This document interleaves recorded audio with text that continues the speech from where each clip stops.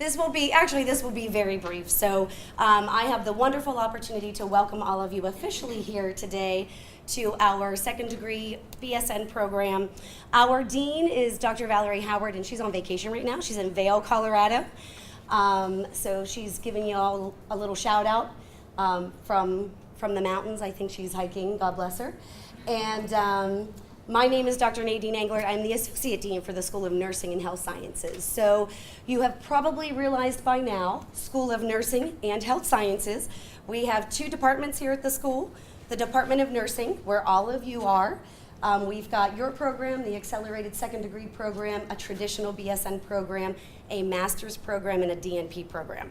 And I have to tell you, many of our second degree graduates, when you finish the program, you are so enamored with RMU and all of us, you just don't seem to want to leave, because many of you go on to do our master's program, and many of you go on to do the DNP program and are very successful. So it's great to be able to continue to advance your education. The recent report from the Institutes of Medicine is that we want to continue to advance the education of nurses. We're hoping that 80% of registered nurses practicing have a bachelor's degree. And that initiative was really, we were hoping to capture that by 2020. But beyond that, we really want to continue to encourage all of you to advance your education, to practice autonomously, and to improve patient outcomes out there. So it's wonderful to have all of you. We know that there are many second degree programs out there. I have to tell you without a doubt, this one's the best. I know that for a fact. It's not just because I'm an administrator. I helped develop this program. I have taught in this program.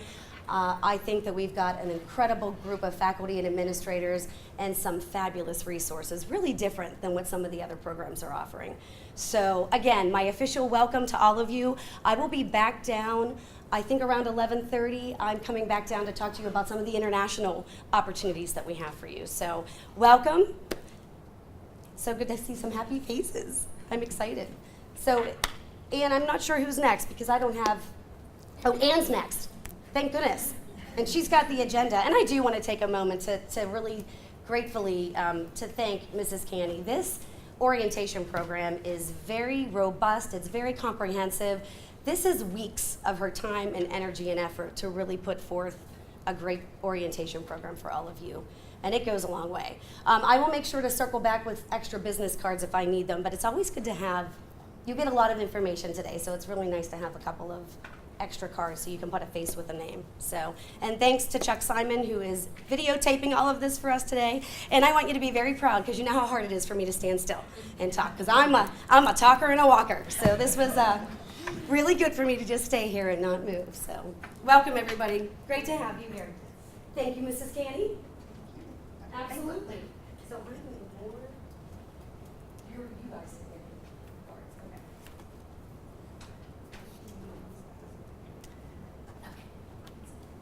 Okay, good morning, everyone. I too would like to welcome you here today, and I mentioned already that we had great attendance and early arrivals, and that enabled this to start on time. And we hope to pretty much keep it on time today, but there is a lot to cover, and just want to also start again by welcoming you to RMU. We're very pleased to have you here today. Now, you've all gotten your folders, and I mentioned to the majority, if not all, about the emergency contact form. I would collect that before the end of the presentations this morning, if you would complete that. And then, everyone should have had their ID picture taken according to what I checked with Ms. Piccirilli, that you had done that, and you're checked in, and that's great. The basic organization of the presentations today, you can follow it in your folder. There's going to be handouts on the left that are going to relate to the university information that's going to be presented today. And then in the right-hand side, there's going to be those which Dr. McDermott, who is the department head of nursing, will refer to, and that's going to be in regard to mostly the coursework that you will be having in that first semester. And then finally, Dr. Payo will be back up, and she will review with you resources and requirements. So with that, I'd like to introduce Ms. Shannon McNamara. She's the Associate Director of the Admissions Department, and you can see listed on the schedule that there's topics that she will be covering: the Freedom Card, RMU Alert, setting up your RMU email, which is very, very important, and anything else that she thought of that might have been helpful to new students that are starting in the fall. So this is Shannon McNamara. Thank you.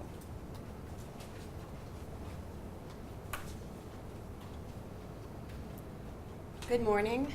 Welcome. I was looking around the room when I was sitting in the back, and I saw a couple of familiar faces. I think some of you probably passed through the admissions office at some point in time, may have met with me or one of the counselors on my team, Andrea Masenchek or Rachel Ayers. So they'll continue to be a point of contact for you, especially if you have questions about financial aid, any documents you might be missing, things like that. I'm just going to talk about setting up your RMU email. Has anyone done that yet? Couple? Okay. So if you have not, it's very easy. You'll need your Freedom Card number. So most of you should have received at least your temporary Freedom Card. I know you got your pictures done for it. If you don't have that number, you can always call admissions. We can get that to you. But I'm going to go on our home page here and kind of go through the steps that you'll need to take. So from the home page, if you go up to the top here to current students, and then once you get there, hidden down here, it says activate your account. That's where you'd go. So you click activate your account, and then that's where they ask for your Freedom Card number. You'll see the first part of the Freedom Card number is already in there for you. Everyone has those first, 6 digits. They're the same. The rest of it is what makes yours unique. So you enter the rest of your Freedom Card number, the last 4 digits of your Social Security number, and then your date of birth. If you enter all of that and it says you can't be found or it's not working, you're going to want to contact our help desk. So you can call them, so their extension is 2211, or you can email them at help@rmu.edu. Your Social Security number might be listed differently in our system, your date of birth, something might not be matching. So if you're certain that everything is how it should be and it's still not working, you'll want to contact our help desk. Once you click submit, you'll be asked to create a password, and it'll tell you the type of password you need to create. So it's something that has letters, numbers, and some special characters. Once you do that, you have access to your Gmail.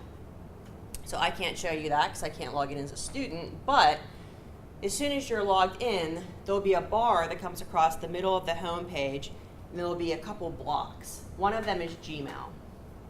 So your Robert Morris University email is through Gmail, but to get to it, you have to go through our site. Now, I've heard, you can just go to Gmail and enter things. Maybe, and that it could work, but it's probably easiest just to go through our site, okay? Correspondence from the university is going to come to your email. Your invoice is going to come to your email, okay? So don't look for a paper invoice in the mail. It's going to come to your email, and there are going to be instructions of how to pay that. So make sure you're checking your email, I would say almost daily, because important information is going to be coming through to that. Another thing you'll want to do once you're logged into your RMU account is sign up for the RMU Alert. RMU Alert is a system we have at the university that allows us to communicate with you if there's an emergency on campus or if there's a weather-related issue. So maybe there's a cancellation of classes in the morning. We want to be able to tell you that. The RMU Alert will be able to do that. So You'll provide your cell phone number, email, maybe your personal email, anything that you'd like us to have to be able to contact you. We'll get that information out to you. So I covered activating your Freedom Card, your email, and RMU Alert. Any questions on any of those things? No? Good. Anne, anything else? Well, it's really important that you set up your email very soon, because the communication, of course, to date has been to your personal email, and I would say within the next week or so, you should have your email set up so that the communication will come to you directly to your rmu.edu, mail.edu. Definitely. Thank you. Good. Okay. Thank you.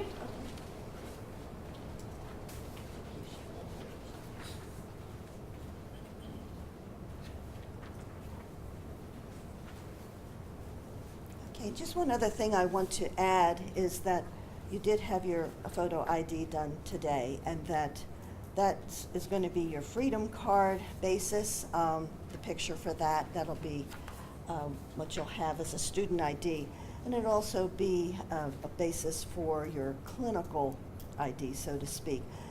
They are going to try very hard to get these the first ID, the Freedom Card ID, which is your own student ID, done before you leave today. So we will find out if that's possible, and that way we could give you the card today rather than having you feel that you would have to get it somehow on your own. Plus, that will have your ID number on it as well. Okay, next we have Terry Burns, who's an assistant director and certainly a very important person to explain engaged learning. This is an initiative that was started by RMU a number of years ago, and basically it is, well, I'll let Terry describe it for you and let you know what the requirements are, and she's next, okay? And you have a handout in your folder that relates to engaged learning. Hello, I'm sure everybody's heard of engaged learning before. Engaged learning is experiential and active. It involves applying what you learn inside the classroom, outside the classroom, and vice versa. At RMU, we have a student engagement transcript, or SET. It's an official record of your engaged learning activities at RMU, and it's a companion to your academic transcript. All incoming undergraduate students are required to satisfy at the minimum, 2 of the 6 categories, the first 6 categories of the SET. And those categories are, as you can see on your handout, arts, culture, creativity, transcultural global experiences, undergraduate research, service, leadership, and professional experience. There's a 7th category that does not count towards your SET requirement, and that's special recognition, special projects, and participation. So if you get on the Dean's List, you'll have that under special recognition, but that won't be one of the 2 categories you need. If you complete all 7 categories, you can get the Renaissance Award upon graduation. And you may be wondering why we have the SET and how it can benefit you. It encourages RMU students to get more involved in meaningful experiential educational activities, because students that are involved in engaged learning tend to be more successful both during and after college. You can also use your SET and provide it to employers and grad school admissions committees to give a more complete picture of the RMU experience and give you an edge over other applicants. As nursing students, you have an advantage because there are SET activities that are built into your curriculum. We have professional experience, which is satisfied by your clinicals, and that's reported for you. We will enter that information after you complete it and the grades are submitted. You also have undergraduate research that you can satisfy with your successful completion, I believe, of Nursing 3040. I think that's the nursing research. When you present your poster session that you'll be doing, surprise. And transcultural global experiences could be satisfied with some opportunities that are provided for you. There's a trip to Nicaragua with Dr. Ross when that's available. And there's also another faculty-led education abroad program, which is FLEAP, which sometimes they have a nursing in China program. That's as they are available. And that's also reported for you. Now there's other activities that you'll be doing on your own that you can submit through the Sentry. If you're doing any volunteering, you'll have to submit that to the Office of Student Civic Engagement. And we can talk about that a little bit later too. You can contact us anytime. And as I said, if you have any questions about how to submit any of your activities that you don't see, we can always help you with that. Now, I know you have a lot of information that's being thrown at you today, or presented to you, I should say. There's two things you need to remember from us, and one is that participating in the Engaged Learning Program is a requirement. You will not graduate if you do not complete any two of the first six categories. And two is you only have to complete any two of the first six categories. So, does anybody have any questions? Is there anything you want to add? No, I think one of the main points that was made is that there are at least two of these activities that are built into what the nursing program has you do as a requirement, so it's not a difficult. Yeah, it should not be overwhelming because it's already pretty much built into your curriculum. If you want to do more and build your set more, service is a good category to complete. And I believe most of you will have to do, I think, maybe 9 hours for Mooncrest for pediatrics when you're doing those clinicals. So that's a good way to get started. And if you're a part of SNAP, the Student Nursing Association of Pennsylvania, Yes. then there are other opportunities that they have also where they're volunteering, and they report that information to the Office of Student Civic Engagement. Thank you. Thank you, Jerry.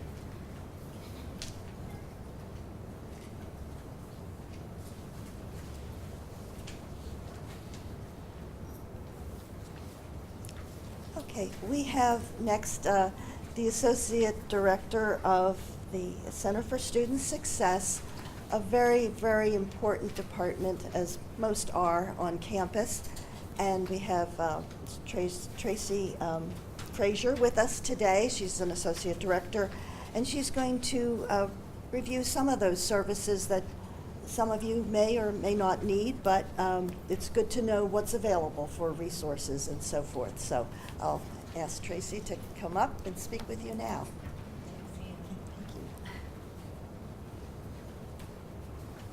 Good morning. There is nothing in your packet from the Center for Student Success because the important things I wanted to give, I wasn't sure if I had enough for everybody, and I think I did.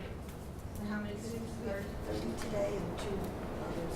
Okay, my name is I think I did 35, so that's kind of good.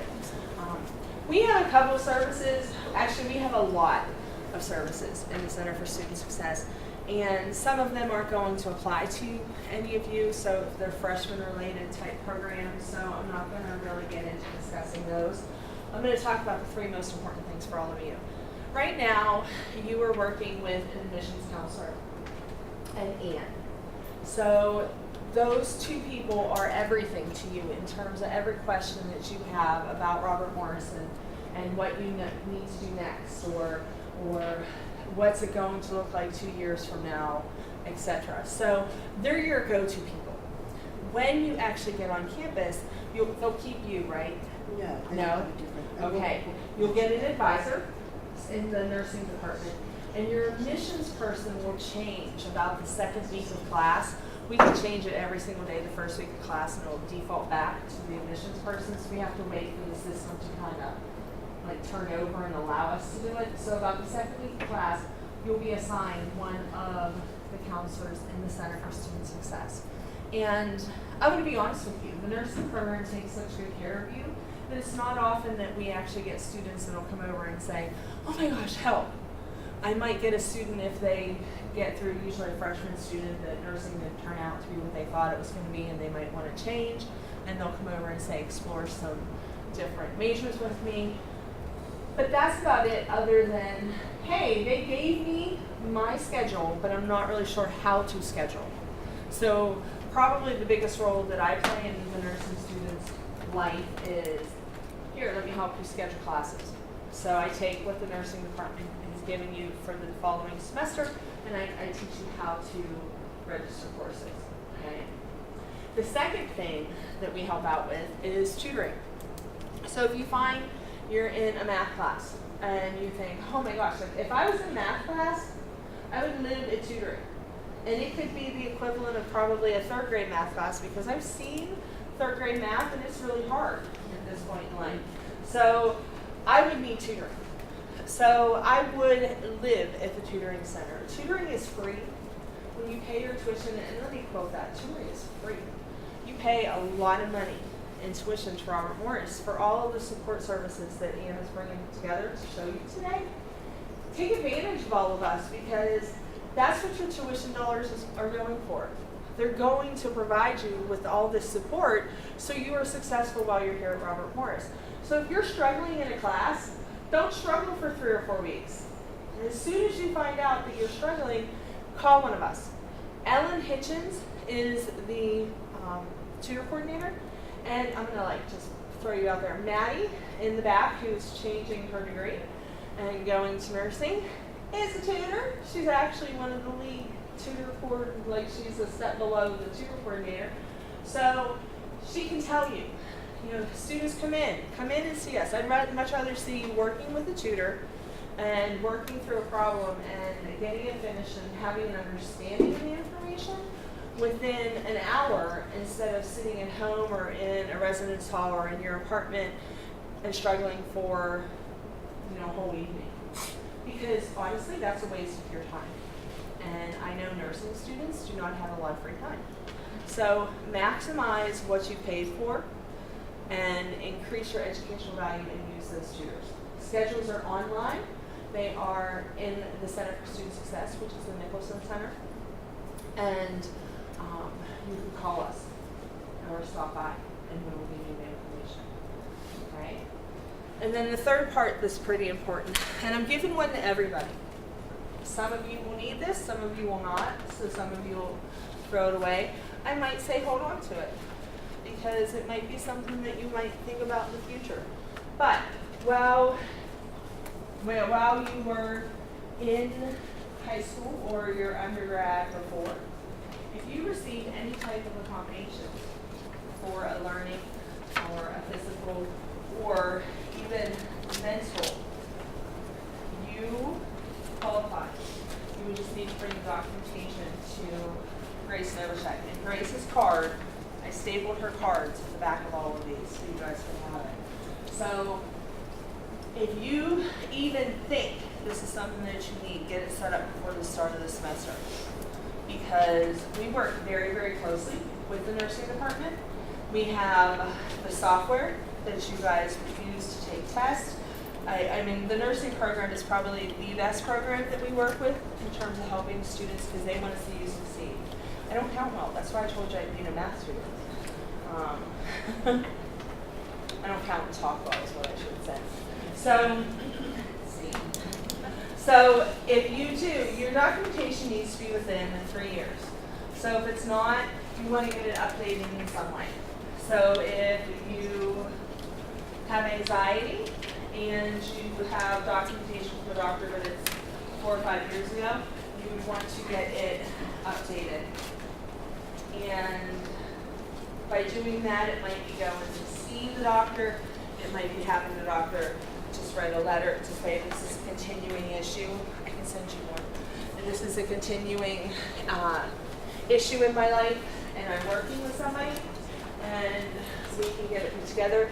If you have a learning disability, maybe a processing disability or a reading disability, we have software that will help with that. So we have screen readers and can read your tests for you. If you don't like the computer sounding voice, we'll read the test to you. I have done that many, many times in my time here at Robert Morris. So these are such important pieces of the puzzle to help you actually succeed while you're here. And we want to be there and ready when you need us. So keep the card. The center, the email is Center for Success. So center, the number 4, success at rmu.edu. You can email that. I have access to it. The director has access to it. Our coordinator has access to it. So there are many people that can get into that email and answer you within, at the extreme, 24 hours. So, anybody have any questions? No? All right, good luck. Thank you, Tracy.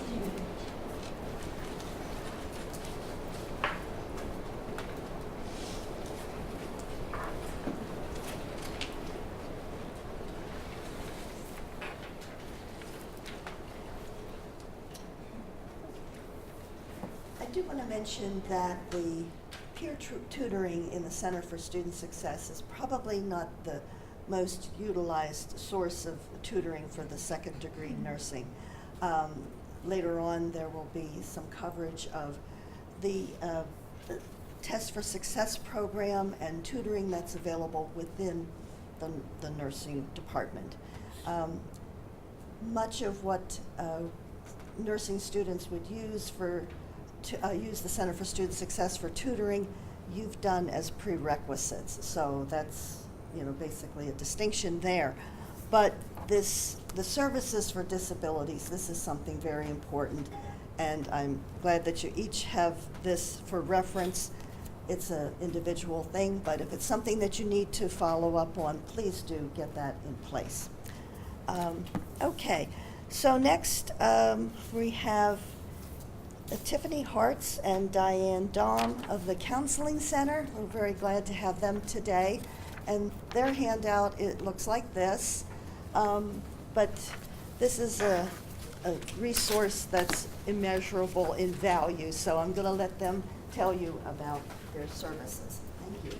Thank you.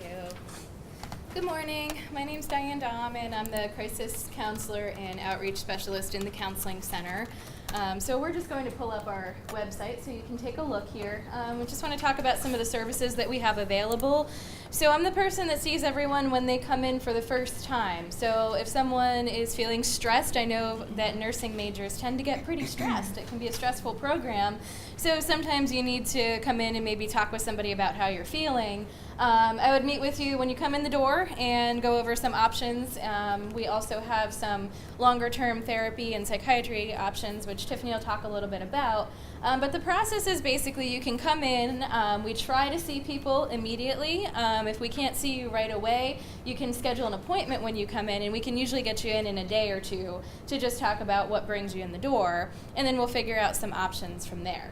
So it's something, again, that's included in your tuition. We know that therapy can be kind of expensive, so it's something to take advantage of to have counselors here on staff at RMU. And as I mentioned, I know anxiety can be something that's really common, so I actually wanted to show you something that can help you deal with anxiety if it comes up. So I'm just going to pull that up, and we can take a look. And while Diane's doing that, I'm going to tell you a little bit about our therapy and our psychiatry services that we offer. So first thing to know is that we serve about 12% of the student population, and like all other support services on campus, it's coming out of your tuition, so it's free, it's covered. But you don't necessarily have to have a mental health diagnosis to get regular counseling sessions. But then some people come in and they'll just maybe see Diane once or twice because they just want to talk about something or work something out, and that's okay too. But we have seen a lot of nursing students, because we understand it's a very demanding program. It can be very stressful. You're balancing your lives and school. So do not be shy. Like, if you really feel like you need to come talk to somebody, even if it's only once, come do it. I'm one of the therapists in the Counseling Center. We also have 2 other therapists, and we also are fortunate enough to have some predoctoral interns that come from Chatham, and so they're also, again, we all have at least have our master's degree, so we're all kind of on an even playing field. So no matter who you would see, we promise that you would have a very professional experience. And additionally, we have psychiatry, so if you're already on medication, or if it's something that you've thought about before, if you're in counseling with us, we can get you a psychiatric evaluation. Again, psychiatrists are not inexpensive, so we have that available for you as well. Our psychiatrist is here 6 times per month during the regular school year, and she's contracted through UPMC. And she's one of the best child and adolescent psychiatrists in the area. All right, go ahead, Diane. So, like I was saying, I think anxiety is probably one of the #1 reasons why people come into the Counseling Center. So I want to give everybody here just a really quick tool that you can use if you start feeling like stress is piling up and you're starting to get a little overwhelmed. we see a lot of people that come in that maybe they've had a panic attack for the first time and they don't really know what that is or what's going on in their body. So you as nursing majors will have some understanding of how a panic attack works in the body. But basically it's your brain saying that there's danger when maybe there isn't any danger in that moment. So your physiological reactions go into that fight or flight mode, and it's something that lasts approximately 10 minutes. So panic attacks typically don't last longer than that, although sometimes people can have a couple in a row, which can make it feel like it's going on a little longer.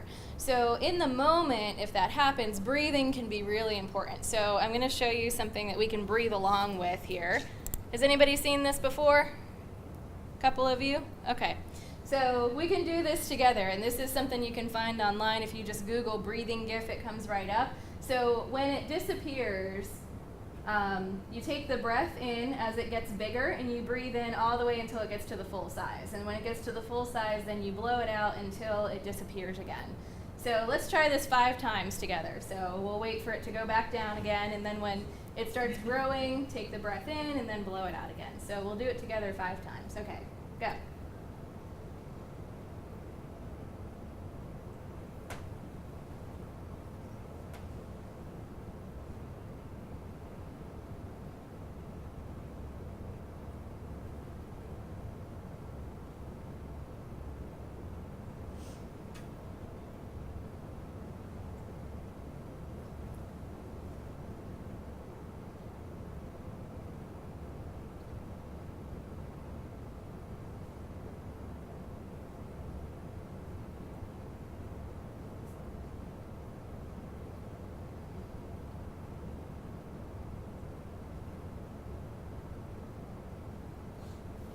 Okay, so that's just a quick thing that you can do, especially when anxiety is starting to build. It's something that can get oxygen to your brain that can slow down those physiological responses if you're feeling stressed. And it doesn't have to be that you're having an anxiety attack to use that. It can just be, you know, I'm having a really tough day. This is really hard material to study. I need something to bring me into the moment. And that's something that you can use right now that can help you deal with some of that stress. So at the Counseling Center, we provide those services to you. We can meet with you one-on-one and talk about what's going on and what brings you in. We can also make referrals to off-campus providers. And then additionally, we do outreach on campus. So the Counseling Center has a group of student leaders called Thrive. We have 10 Thrive leaders, and their job is to raise awareness of mental health on campus and to create some events and campaigns to try to connect people to the Counseling Center. So the Thrive leaders apply to be leaders. They're chosen in the spring for the following school year. So if anybody's interested in that, just keep your eyes open for when we start requesting applications for next year. In the meantime, if you are interested in being involved in an outreach campaign, we also have an Active Minds chapter, and that's open all year. People can join at any time. If you're interested in Active Minds, you can talk to me in the Counseling Center. So it's another group that puts on events and tries to raise awareness of mental health on campus. We also visit many classrooms and try to do awareness and outreach campaigns in general. We do first year seminar with freshman students and other presentations throughout the school year. So you'll probably see us on campus at different times doing events here. And also, most importantly, well maybe not most importantly, but we like to think so, we have a dog in the Counseling Center. Her name is Violet. Has anybody seen Violet online or anything yet, or met her? Maybe, yeah, okay. So there she is. So Violet is a Shih Tzu Yorkie mix, and she's there Monday through Friday, at the same time we are 8:30 to 5. Those are the hours of the Counseling Center. So she goes home with our director every night and comes to work with her. So as long as our director's in that day, Violet will be there. She's always open for appointments. Even if you don't come in to talk to me, you can talk to Violet. So she's a great listener. She has her own social media hashtag. She does.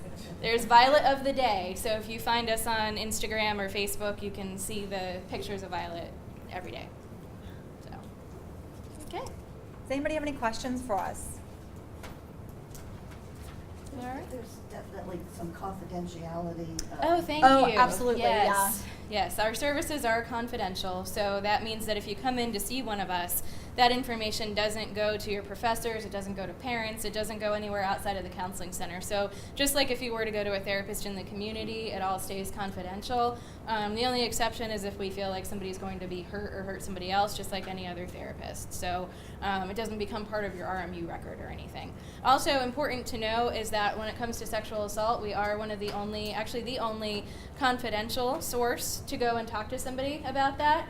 I know Title IX is informed, so for example, if you were to go to another office on campus to talk about a sexual assault, that is then reported to Title IX, which that sounds really scary, but it's not. So if Title IX contacts you, you can say, I don't want to talk about this any further, and that's the end of it. But just know that if you come to the counseling center, we don't have to make that report, so it's one less person that students need to talk with. Okay. All right, thank you, Thank you. everyone. Welcome to RMU.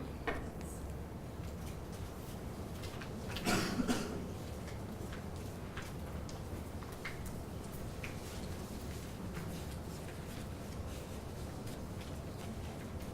don't see a representative from Academic Services. We are kind of significantly ahead of the schedule in a sense. Just checking to make sure I'm right.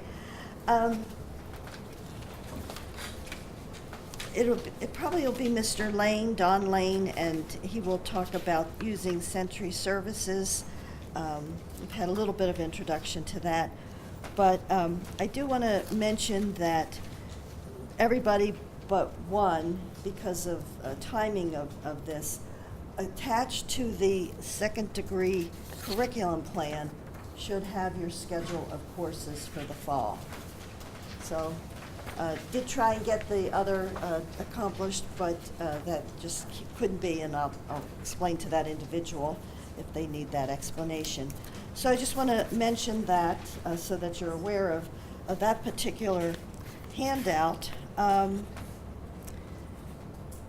And I'm going to just do something that I kind of cut out earlier because I didn't want us to get behind schedule, and now we're significantly ahead of schedule. But what I've done in the past is I've just had each of you say your first name, where you went to college, and what your first degree was. So just for informational purposes, just to kind of get an idea of who is here, at least as far as where you came from is concerned.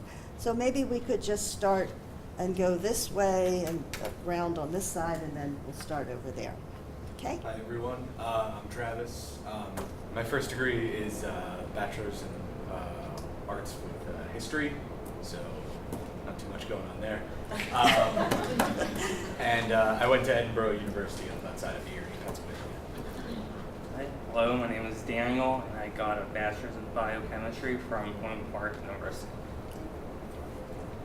My name's Ray, and I got my BS in Bio from RMU.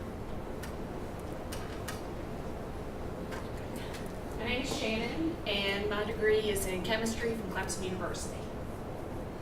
My name's Liz, and my degree is in marketing from Coastal Carolina. My name is Emily, and my degree is in business from California University of PA. My name is Brittany, and my degree is in health sciences from Lock Haven University. I'm just here to turn. My name is Caitlin. I got a bachelor's in emergency medicine from Pitt. My name is Paulina. My degree is from Africa, University of Ghana. I'm Ashley. I have a degree in biology, and I actually graduated from RMU. My name is Amanda. I have a degree in biology, and I went to Logan. My name is Rachel, and I went to Duquesne, and I have a degree in biology. Hi, my name is Ange. I went to Slippery Rock, and I have a degree in psychology and public health. My name is Paul. I have a degree in biology from Penn State. My name is Nathan. I have a biology degree from Western State University. I'm Maddie, and I have a degree in biology from here, RMU. I'm Cameron. I have a business degree from Duquesne. I'm Tim. I have an environmental health and safety degree from Slippery Rock. I'm Caroline, and I have a degree in natural science from Pitt. My name is Matt. I went to Grace College, and I have a degree in psychology at Green. name's Jeremy. I went to Slippery Rock University and I have a degree in communications. My name is Rachel. I went to Pitt and I have a degree in health services. My name's Gina. I went to the University of Rochester and I have a degree in linguistics. I'm Courtney. I have a biology degree from Geneva College. I'm Jillian, and I went to biology. My first degree is in advanced linguistics. I'm Lindsay. I have a degree in biology from the University at Buffalo. I'm Ashley. I have a biology degree from Chatham. I'm Marissa. I have a public health degree from Mercy University in Erie, PA. I'm Sarah. I have a health sciences degree from Montpelier University. And I'm Chelsea. I went to the University of Richmond and I have a biochemistry degree. Well, thank you. Well, I just always continue to be impressed at the variety of what is coming together. As a group, you'll be drawing on your past experiences, I'm sure, as you pursue the second degree in nursing. I just think it makes for a very rich environment to start, that you come together and pursue the same goal. I would like to just mention a couple of other things that we have in this folder that may or may not be covered today.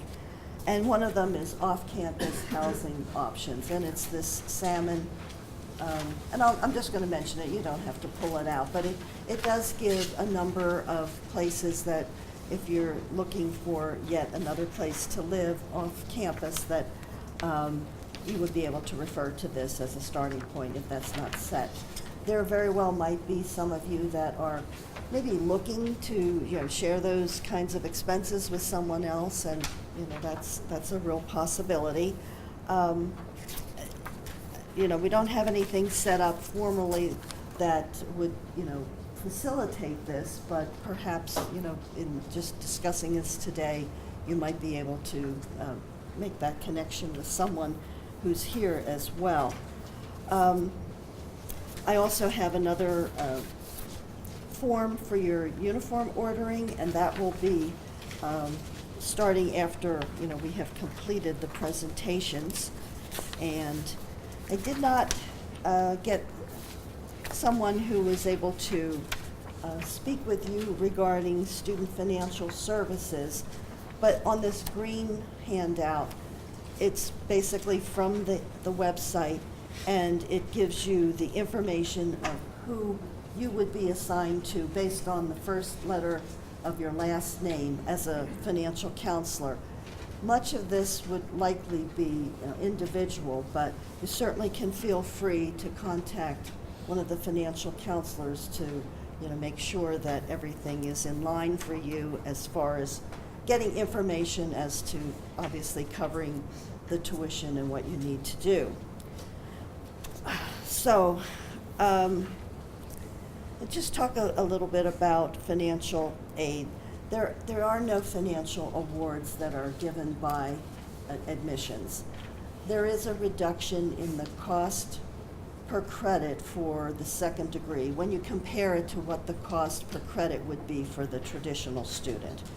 And so basically you will be invoiced by credit, and that plus fees will be what the cost will be for the actual program and term by term. We have been very fortunate in that we have received in the past a foundation amount that they have granted for it to be distributed to nursing majors. There's some requirements for it. It's not something that you can apply for, but certainly to be considered for it, you would have to have a FAFSA on file. So that's one of the basic requirements, so to speak. It is looked at by the financial aid department and a representative of our department as well. It's not available for students in the second degree in the first term. Usually what has been done in the past has been to hold out a certain amount so that in the second term, when you also have taken some of these courses and you have somewhat of a track record in that you will have a grade point average because we'd be looking for a grade point average of 3.0 or greater. And this one foundation that we do have some money from also stipulates that you live in Allegheny County and the surrounding counties, that is your actual address to be considered for this. So it's not something that you apply for, but it is something that has been available, and as far as I know, it is available for this upcoming academic year. So this is not my area, obviously, to talk about financial, but that's just something that I wanted to share with you. Does anybody have any questions to this point that may not have been covered? Let's see, we're still ahead.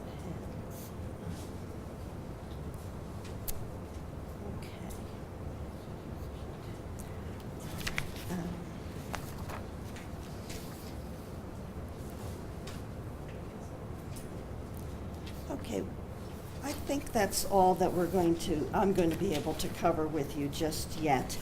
I am going to I see Dr. Pio is sitting out in the area outside the room. Let me just take a 5-minute break to see how we can move this along, and maybe can have some rearrangements with the presentation. So I will return in a moment. Before we begin, let me see if I can, has anybody set up your Century, what we call Century Secured account with Gmail and that type of thing using your Freedom number? You have? Okay, I want to show you a little bit about registration. A few of you here may be familiar, having been prior students here, but essentially I want to try to help you prepare for registration for spring because you're not familiar with Century. And I thought if I could get a volunteer that would come up and log in, we could use your account. There are new grades at this point since you haven't begun, so I think it's important to be able to have some relevance to understanding what you need to look for come October 30th with regards to registration status and other aspects that you might find helpful in determining what you're going to be doing for spring registration. Is anybody willing to be somewhat vulnerable? She has her hand up. Come on up, please. Sorry, Chuck, I forgot you were taping. I just kind of came in and took over. My name's Don Lane. I'm Associate Registrar at the University. Mr. Perry, our soon-to-be retired Mr. Perry is a registrar. So I wanted to acknowledge him today and all the aspects that he has enlightened us over the years through academics. So thank you, Frank. All you need to do is to, oh, wait a minute. Let's see, we'll go up here.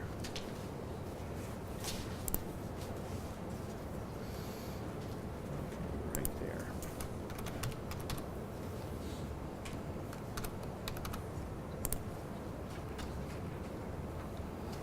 So all of you have explored Century, or maybe, I don't know how long you've had your account active. Wonderful. Thank you. Okay, this is the area of Century. Obviously, Century is a secured site, thus the login. Grades, once the grades are processed at the end of the semester, you can find grades through the grade option or on your check sheet. So it's important that you understand where to go to look for. If any of you need documentation, we do not send out a grade report. It's all done virtual, just as your student financial services area does not send out a tuition or an invoice for your tuition. It's all checked through your Century account. So if we look here, you can see Angelica's registration. Okay. And the only reason this is in red is because we're prior to being financially cleared. Once you're financially cleared, this is typical for everybody who's registered for a future term that doesn't have the balance all paid off. It doesn't mean anything, but it's just a indication that it's a initial registration. So you can view your registration. I think your registration is in your packet attached to your planner, but this was the schedule of classes that I was given by Ann to put everybody in. You're pretty much in all the same courses, not necessarily with the same group. Most everything is limited in enrollment, so but you have similar types of schedule with the same courses coming in. With any prerequisites, pathophysiology is prerequisite to some, and I know some of you maybe are taking that now. Make sure we get final official transcripts because it's important that we have your record up to date so that all your prerequisites that you were instructed to have before starting are all in the system. Effective, I'd say the end of September at the latest. I have a date on here. Do you? It's in August. Okay. You need to have everything submitted and processed before they start, because obviously you have to have those prerequisites documented as any first degree if that's still outstanding. So, Okay. but I won't give a date. Okay.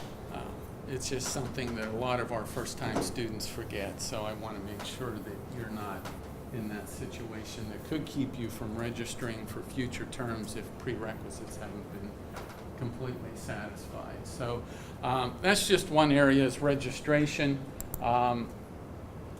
This is where you will go to find out when you register for the ensuing semesters. Our typical pattern is that once the schedule comes out for that semester, which you'll get an email from the registrar announcing when the schedule of courses becomes available, the registration window essentially begins for the next term.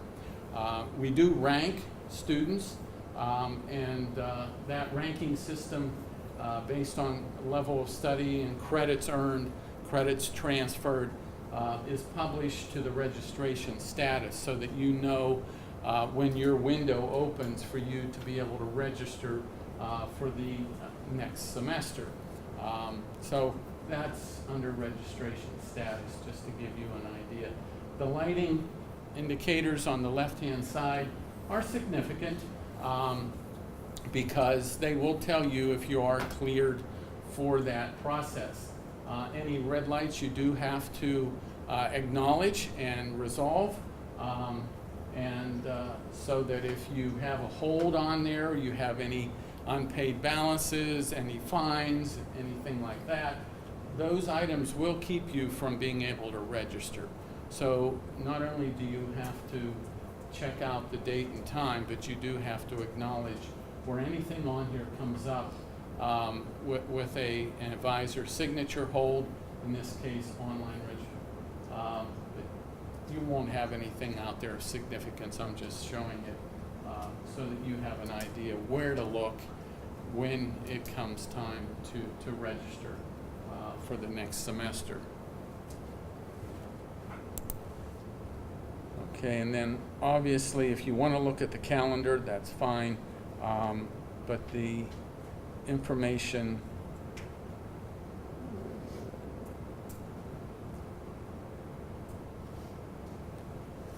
John, would the planner be something that you could point to, use of the planner? I don't use it. Oh, well, But there is, It's very it's significant for the self-explanatory, but- purposes of being able to help you in the registration process. The check sheet wasn't showing out there as an option, so that was kind of disconcerting. Usually it's in here. It's to the top left. Left. Oh, my left. Oh, there it is. Okay, preparing and planning. With the check sheet, you want to select the term that you're looking to attach your check sheet for that schedule of classes. So we're looking at fall 2017 because it's the only option that we have at this point. And then you just select next. And it does give you the view of your check sheet and to be able to see not only what you've transferred in this case, but what you're registered for, and then the courses that you have yet to take will be hyperlinks to the schedule that you're attached to. So if you select the future term, which comes out when you have the opportunity to do the advising and use the planner, as Ann indicated, then you'll be able to select the courses that you have yet to complete. The ones that are in progress, obviously, will not have hyperlinks, and as the grades are processed for that semester, instead of the X for that term, you'll find the grade appear on your check sheet. You can use your check sheet as an unofficial transcript if that's acceptable to whoever. Otherwise, you'll need to request the transcript through Century. We do digital transcripts and paper, but it's all done through a remote process, which students can then request on their own through Century Services or by name, but it's all done through the website. There's an $8 charge for a digital transcript and a $12 charge for a paper. And you do need to have the proper addresses, whether it's email or complete address to order it for the mailing of the paper. So this is just a way of being able to recognize where you are in your degree progress, and had mentioned the planner. Typically, as far as I know, it's the same kind of process. You're looking at the fall, selecting the courses that you have, and then it just gives you the opportunity. It's not offered. Well, there is one section offered. But you can add it to the, select the add button, and it puts it in a planner, kind of like a shopping cart. Obviously, you want to make sure that the times don't overlap, the days don't overlap, and that you've met the prerequisite, which is listed down here underneath a particular course. Okay? So you have to have both nursing 4032 and statistics, or be concurrent with 4032.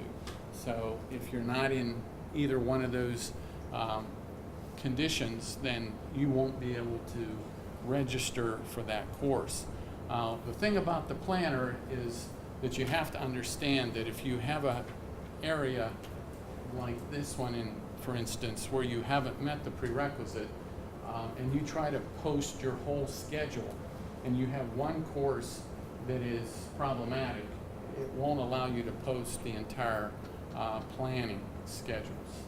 So you do need to kind of identify the area where you possibly are not meeting the prerequisite, take it out of the planner, submit the rest of your courses, and then deal with the problem issue on its own, so that you can at least get the courses where you've met the prerequisite and seats are still available.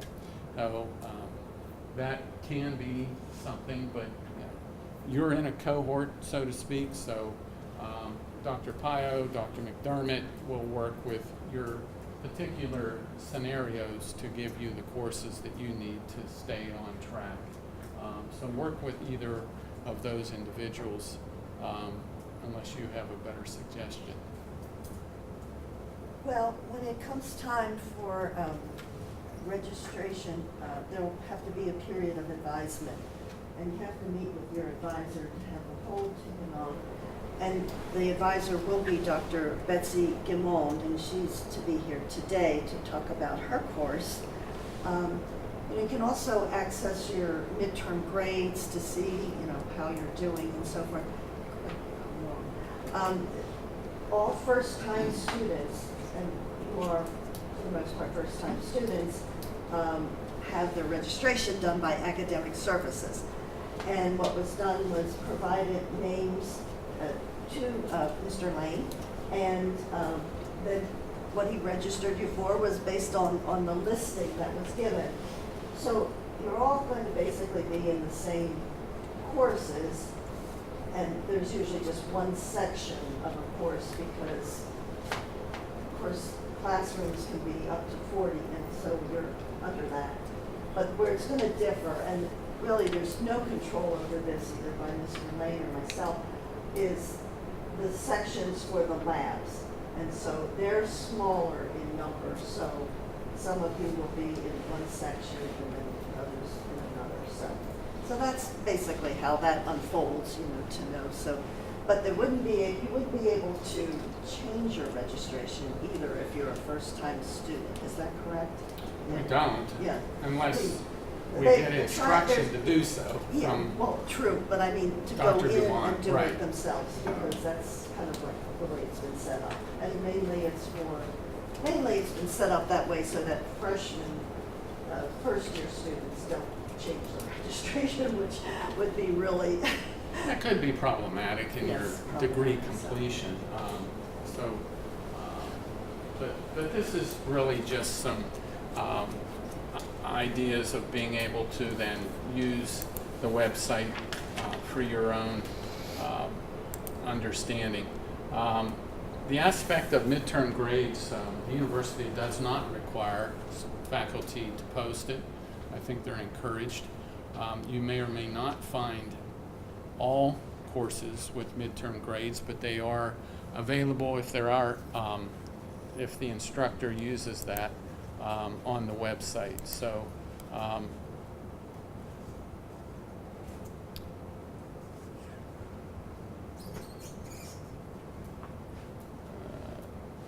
My experience hearing from students and seeing them master this is that obviously it's not difficult, and there's a lot of clear information on this that you could just navigate yourself and understand how to do this. So, and there's always resources available to help you if that isn't 100% clear, but I think it's for the most part, yes it is. So. The only other thing I wanted to mention is that at Robert Morris, students have to tell us when they're completing their degree.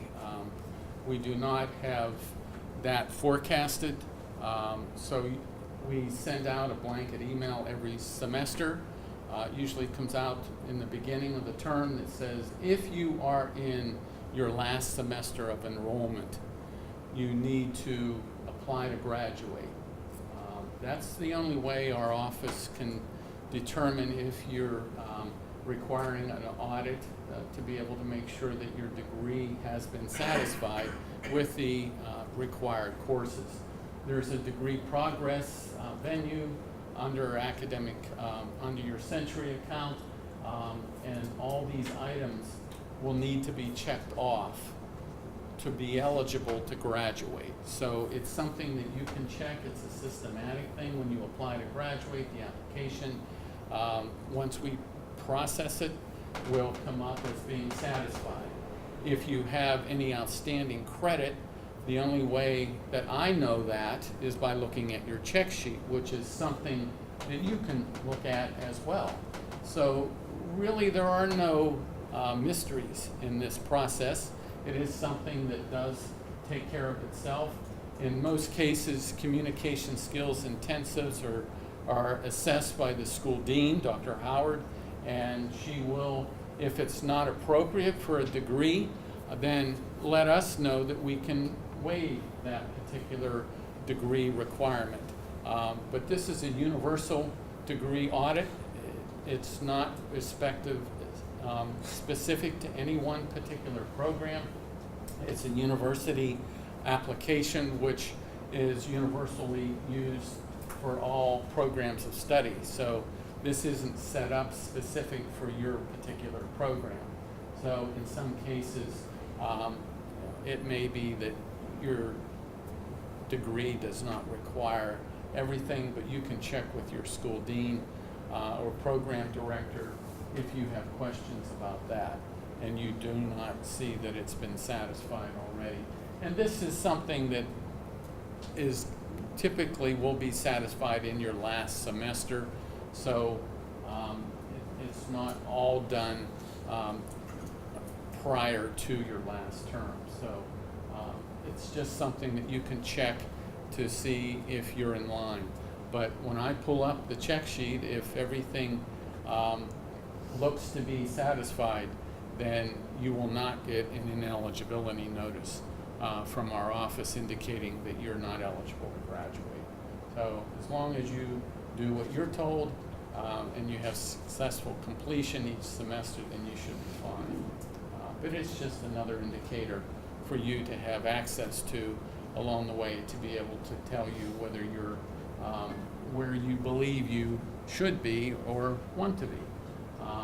But it's always good to consult with your academic advisor, in this case, Dr. Goumond, if you have any questions.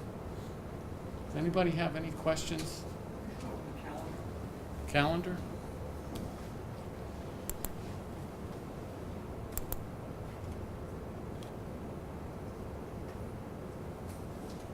Well, this is the summer. It's only going to go from the dates we have in here, but we can change it. We can put dates in here.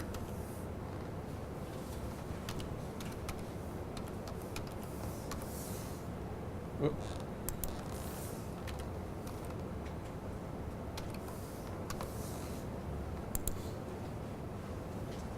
So this will give you an idea of when breaks occur, when substitutions, drop-in adds as we call it, are allowed. Typically it's only the first week of the semester. Can you make any changes legally without having an influence on your permanent record? And then withdraw dates if something should occur that you need to withdraw any deadlines. For 15-week classes, it's through the 10th week of the term, so you can have an idea of the deadlines that the university operates under for this semester as well as the spring semester if you expand the dates out there. So it does give you an idea of what we have to work within as well when you're requesting certain schedule changes. So it's important for you to have an idea of what the calendar reflects. When our holiday schedule is around, you can see what the schedule reflects for the Christmas holiday.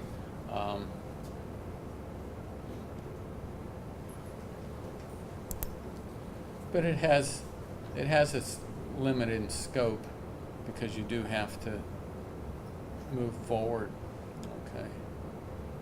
But it's final exams December 11th through the 14th, depending on the assigned date that your instructor will let you know, more than likely on the syllabus. So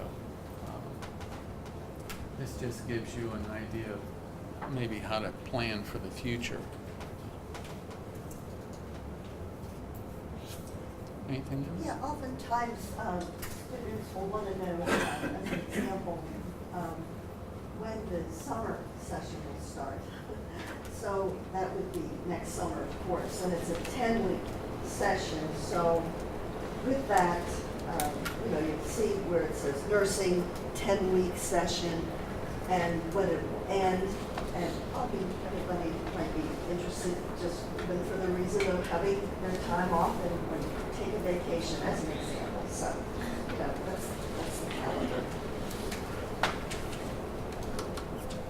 Okay, well, do you have any questions at all?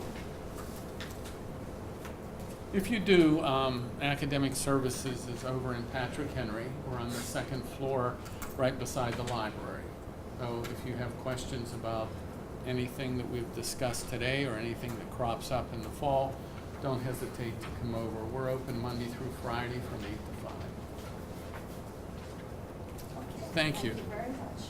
We'll Angelica out of here. Okay, well, I guess you kind of got back on the schedule to a certain extent. And you can take a break.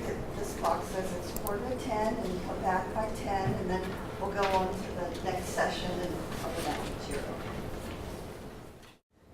We're very excited that you are here. My name is Donna McDermott. I am a faculty member here, and I am also the department head for nursing. So I teach in the undergraduate program, I teach online in simulation, and I also have an administrative role here. So I wanted to welcome you. In this session, we're going to talk a little bit about what your first semester here is going to look like. You're going to meet some of the faculty. And before we get started, I know that Anne had you go around and kind of introduce yourself and say where you're from and your previous major. We want to do that again because the faculty, we would like to get to know you also. Let's also tell us one fun fact about you. All right, before we do that, so I want to introduce all the faculty that are here in the room. But I'll go first with my introduction. So I have been teaching here formally as full-time faculty since 2013. I started as a grad student here. I did my master's here, then went on to get my PhD at IUP. My undergrad is at Pitt. Let's see, I'm married, have 2 kids. My fun fact is my little obsession is Disney World, and when I get sick of reality, I'm known to call people on the phone and say, let's just go on a trip. It's very inconvenient for me that both of my kids are out of the house and they're no longer available for fun, spontaneous, last-minute trips. So, I've taught fundamentals, the foundations class, and I'm not officially teaching it this fall for you, but I will be helping whoever is teaching. We're still looking for that person. Next, I'd like to introduce Dr. Betsy Guimond, who will be teaching your assessment and OB classes. You want to introduce yourself? Say your fun fact. Oh, I gotta say my fun fact. Well, y'all know what my fun fact is. Okay, so hi, I'm Betsy Guimond, and as Dr. McDermott said, I will be teaching your assessment course soon. I will be one of the first faculty that you encounter, and we'll be talking about that course here in just a few minutes anyway. And I teach obstetrics, which means as you're on the way out the door, swing in, so you can't get rid of me. Let's see, I am not from Pennsylvania. I am from Florida. I was born in Key West.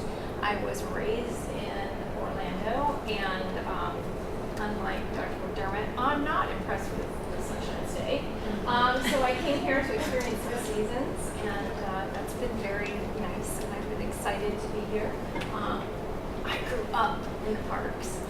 I told her nobody moves from Florida to Pittsburgh on purpose. Oddly, I'm married to a Canadian, so this is in between. Okay. That's true, right? So, and he's like, this place is mild, so they're legal. And oh, my fun fact, I'm probably one of the few. Okay, never mind. No, never mind. No, my son plays hockey. I'm in a rink 10 months out of the year, and just to be contrary, I was for the Predators. Okay.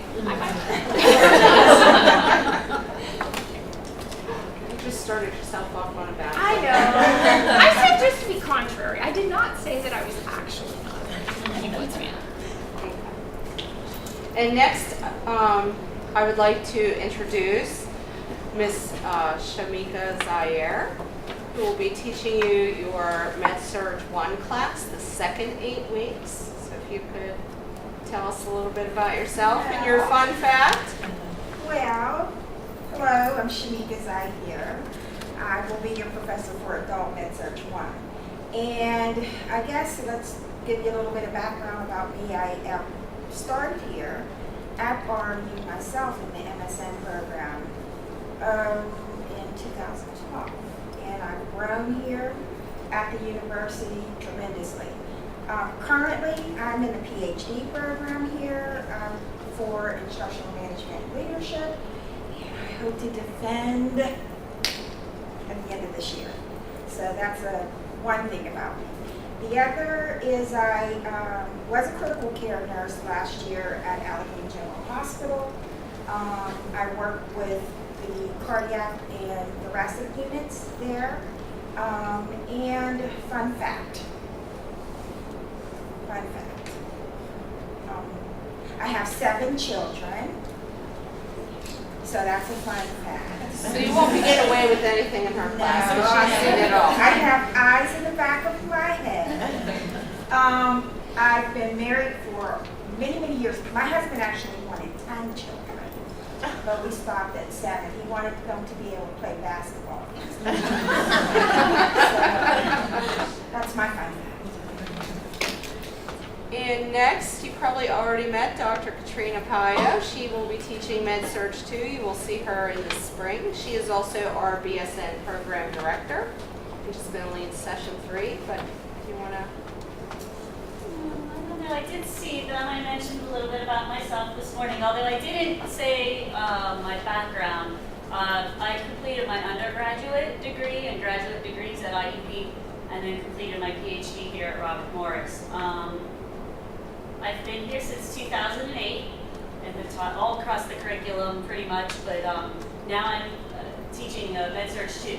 So you'll see me in the spring semester, right? Spring semester? Spring semester. Yep. And you'll hear more from me this afternoon too. So what's your fun fact? Oh, my fun fact is I am crazy for chihuahuas. I really am crazy for chihuahuas. Those little guys that sometimes they have that temperament, but you know, overall they're lovers. So that's my fun fact. Next, I would like to introduce Miss Nancy Tamelia, who is our clinical coordinator as you start going into your clinical placements. She will work closely with you with getting your background checks, background screenings, uploading in everything into our program called Castle Branch. They'll hear more about that later, correct? And then finding clinical placements for you. You want to? I'm new to RMU. I just started in May, so getting acclimated and everything, and I look forward to working with you guys. My background, I'm a registered nurse. I worked at Ohio Valley for 9 years on a Med-Surg floor and also in hospice.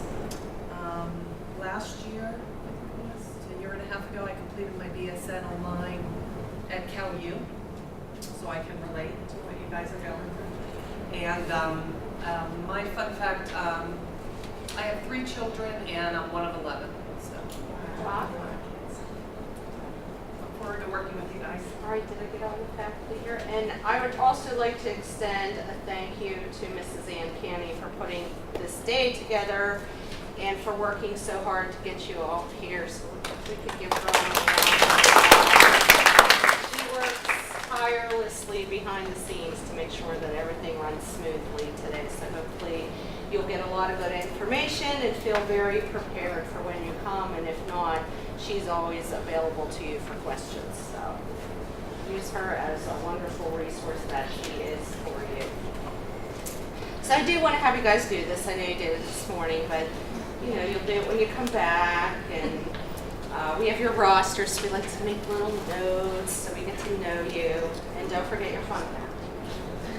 Who wants to start? I'll start again. Okay. Hello again, everyone. I am still Travis. What's good that didn't change? But like I said, What's your last name, Travis? Say for... Hefner, H-E-F-N-E-R. Okay. No relation to the magazine guy. Okay. Like I said, I have a degree in history.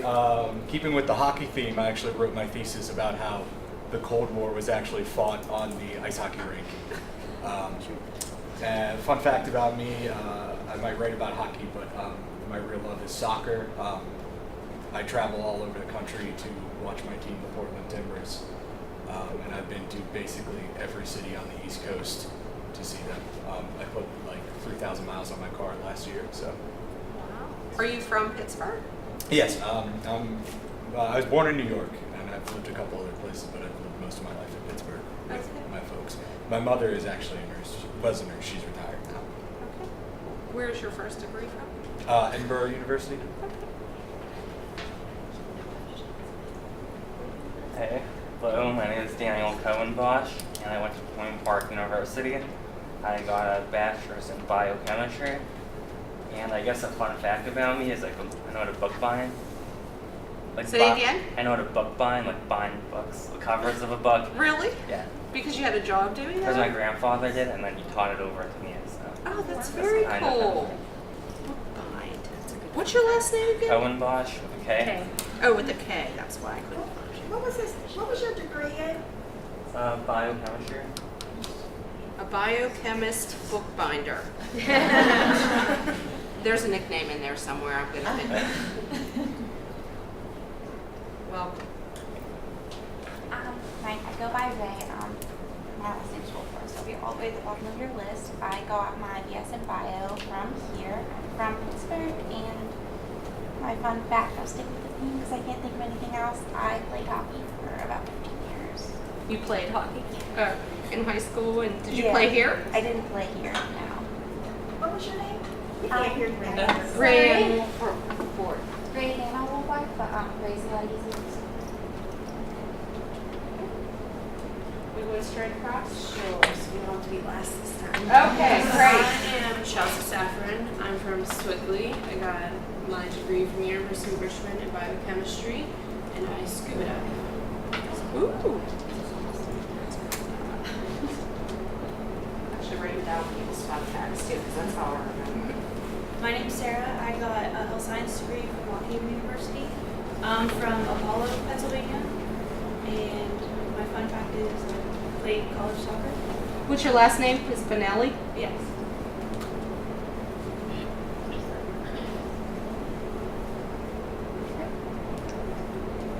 Hi guys, I'm Marissa. I'm from the Washington area. I went to Mercier University and got an undergrad in public health. Pretty boring person. I coach CrossFit and Olympic weightlifting. There you go. Other than that, I eat, sleep, drink lots of coffee. That's pretty much my life.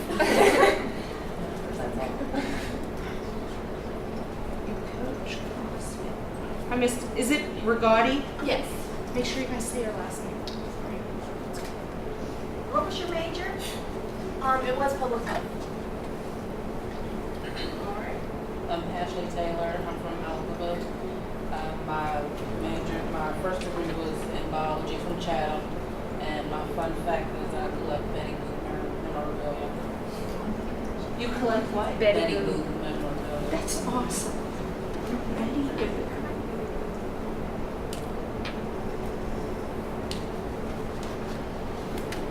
Let's go there and then we'll come back. My name's Lindsay Berg, B-E-R-G. People always think it's Bird. It's Berg. Let's see, I'm from Warren, Pennsylvania, and my undergraduate degree is in biological sciences from the University at Buffalo. And I guess my fun fact, it's not that fun, but I have a twin brother.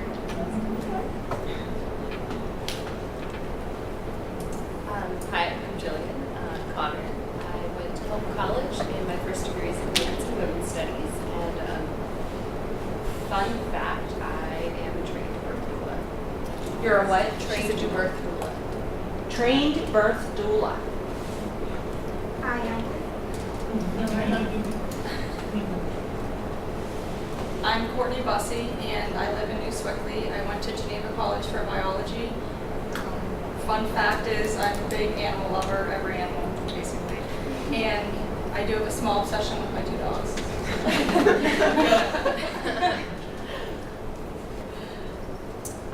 I'm Gina Cunningham. I'm from Pittsburgh, like the Mont Hall, Homestead area. So I don't want to go to Kennywater Sandcastle, right down the street. I went to the University of Rochester in upstate New York. I had my degree in linguistics. Fun fact about me, keeping with the hockey theme, When I came back from college last year, I was on the ice crew, and I won the Stanley Cup last year with the Penguins before moving back up to Rochester. So I'm kind of jealous of everyone on the team because they have 2 Stanley Cups now, and I moved. But I'm going to try out again, so hopefully I'll be on the ice crew again this year. What does the ice crew do? We clean the ice during the TV timeout, so like no one ever sees us on TV, but you like go out in like a V formation and we sweep all the ice off, like the snow off And the the ice. catfish and all that. Yeah, and the catfish, yeah. Luckily, I wasn't there for that. Yeah, just like help keep the game faster. Okay. And we do promotional stuff like on the Jumbotron. So if you're ever at Penguins, we're at Penguins games last year. Probably saw me a lot, like handing out Dunkin' Donuts, coffees to people, or cakes or something. My name is Shannon Spratt, though all of you have a list, it's Meredith on there, but Shannon is the actual name. I'm originally from Gaffney, South Carolina. I have a degree in chemistry from Clemson University. Fun fact about me, you've probably already noticed, I'm a little bit older than everybody in here. I think you're never too old, and to prove that, I got a first degree black belt in Taekwondo when I was 42 years old.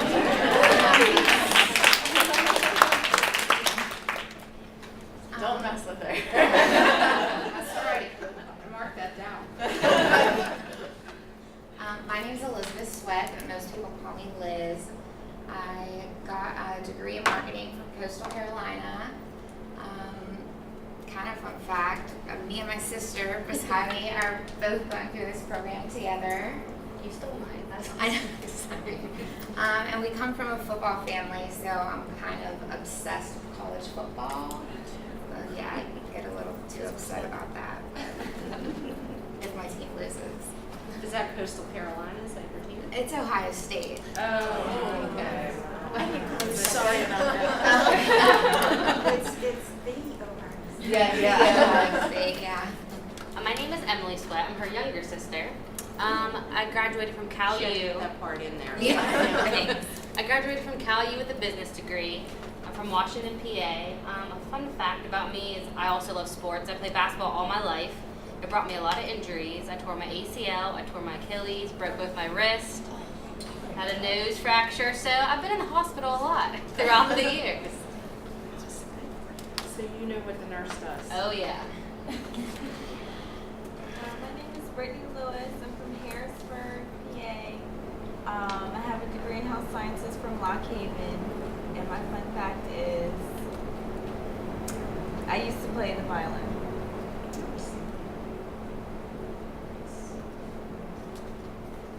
And I'm just here with her. Okay. My name is Caitlin Cerencione, spelled C-I-R. I have my first degree in emergency medicine from Pitt, and my fun fact is that I help train golden retriever therapy dogs. Therapy dogs? You know Linda?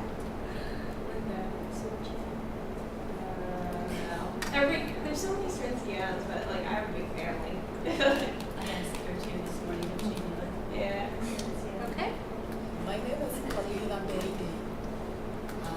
My degrees are from Can you speak up just a little bit? Okay. My name is Paulina Beide.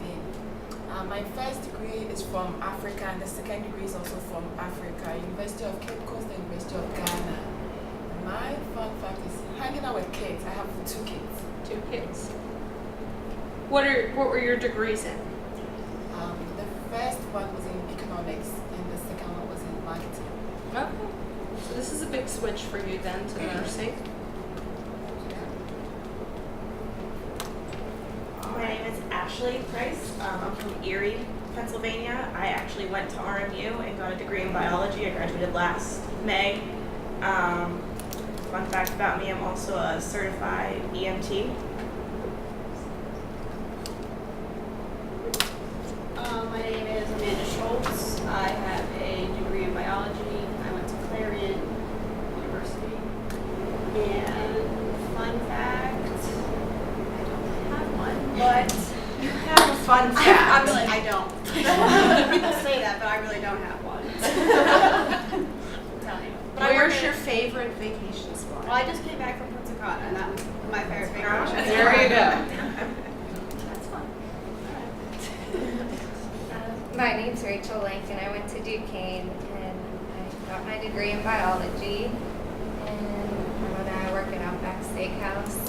Serve lemon onions all the time. I was just saying the lemon onions are so good. Hi, I'm Rachel Krasky. I went to Pitt. I got a degree in health services.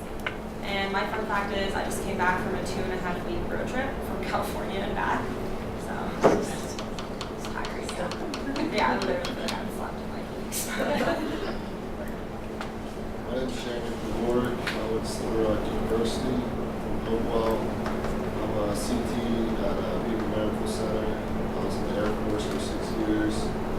I like to travel, I like to hike, and be outside.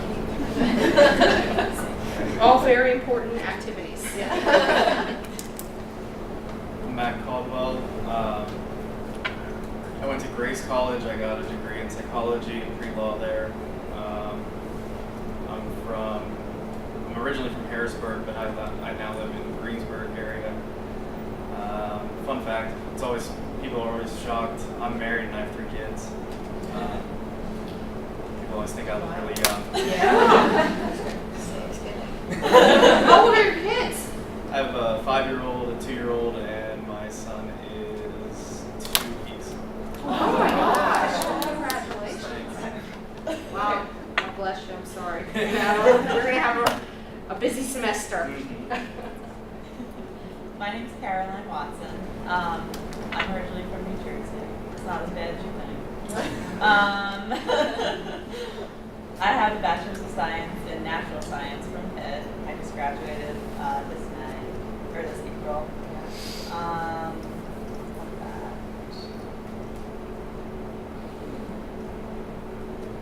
Someone over there said it too. I'm also an EMT and I work in the field. And I worked overnight last night, so here I am, 24 hours a week. Sorry. All right. My name's Tim. I went to Slippery Rock University for environmental health and safety. Don't have really that much interesting to go on. I really stay in most times, but fishing is one of my favorite hobbies, I guess. Well, that's an outdoors thing. That gets you out, right? I'm Cameron Zapatka. I'm from Beaver area. I went to Duquesne University and got a degree in business management. Fun fact, I guess I have the travel bug. I've been to maybe a dozen other countries. Europe being my favorite area to travel. I'm Maddie Peterson. I just graduated in May from RMU with a degree in biology. And my fun fact is that although I just graduated from college, I'm only 19 years old. Wow. When did you graduate high school?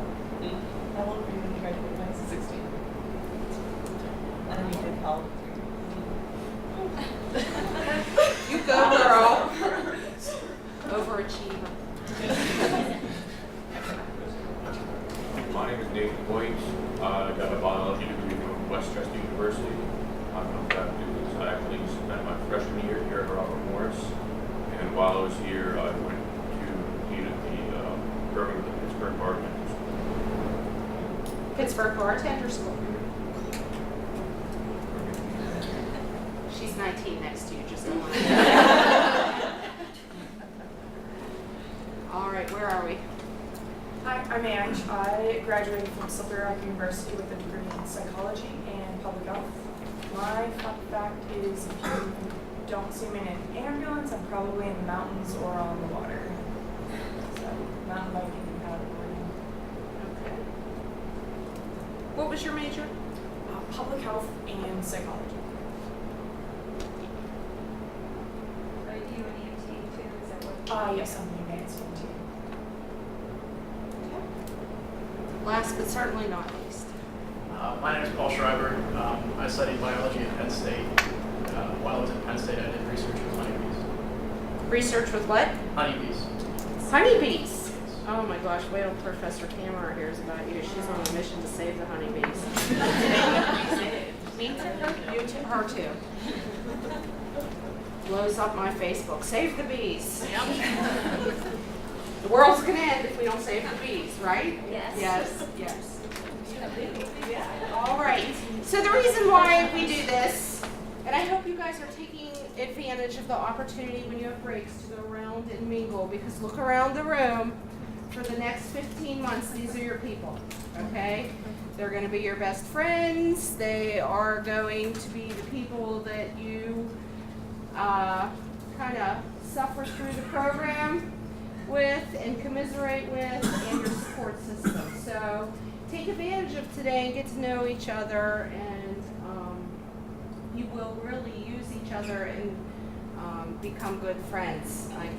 I'm sure I can speak for the other faculty in the room that, you know, I am still best friends with all of my people that I went through nursing school with, because nobody else in your life understands what you're going through than the people in this room. And that's the good and the bad. There's lots of good, lots of bad. So you'll go home and say the fun things that you learned, and be talking at the dinner table about something you saw in clinical, and your people will be looking at you like, okay, I'm eating here, this is fun. So I hope you take advantage of this opportunity. So let's get through some of the stuff in the folder. You know what, do you want to go first, Betsy? Go ahead. Because it's kind of the Donna show after that, and then you can go, stay if you want. Or you want to go first? I'll let you go first. All right. Okay, so. Good idea. All right, so everybody should have gotten, I prepared a little letter for you. It should be in your packet. And the reason that I'm a wanderer, in case you needed to know. Wait. You're here. Okay. I look out, I see a familiar face, and I think, wait, I'm in the wrong room all of a sudden. All right. So, for physical assessment, this course is one of the first courses that you're going to be taking. It basically says, hello, welcome to RMU. Yours is blue. Oh, it's blue. Sorry, mine's white. I forgot. I knew that it was blue. Anyway, so since physical assessment is one of those courses that's 8 weeks, and especially for this group, I really wanted to come in and talk to you today because we're going to do a lot of things in this course, and it moves fast. So I've taken a few minutes to write out some of the things that I want you to be ready for on day one. Okay? Because if you can get ready for this course, things will move a lot better for everyone involved.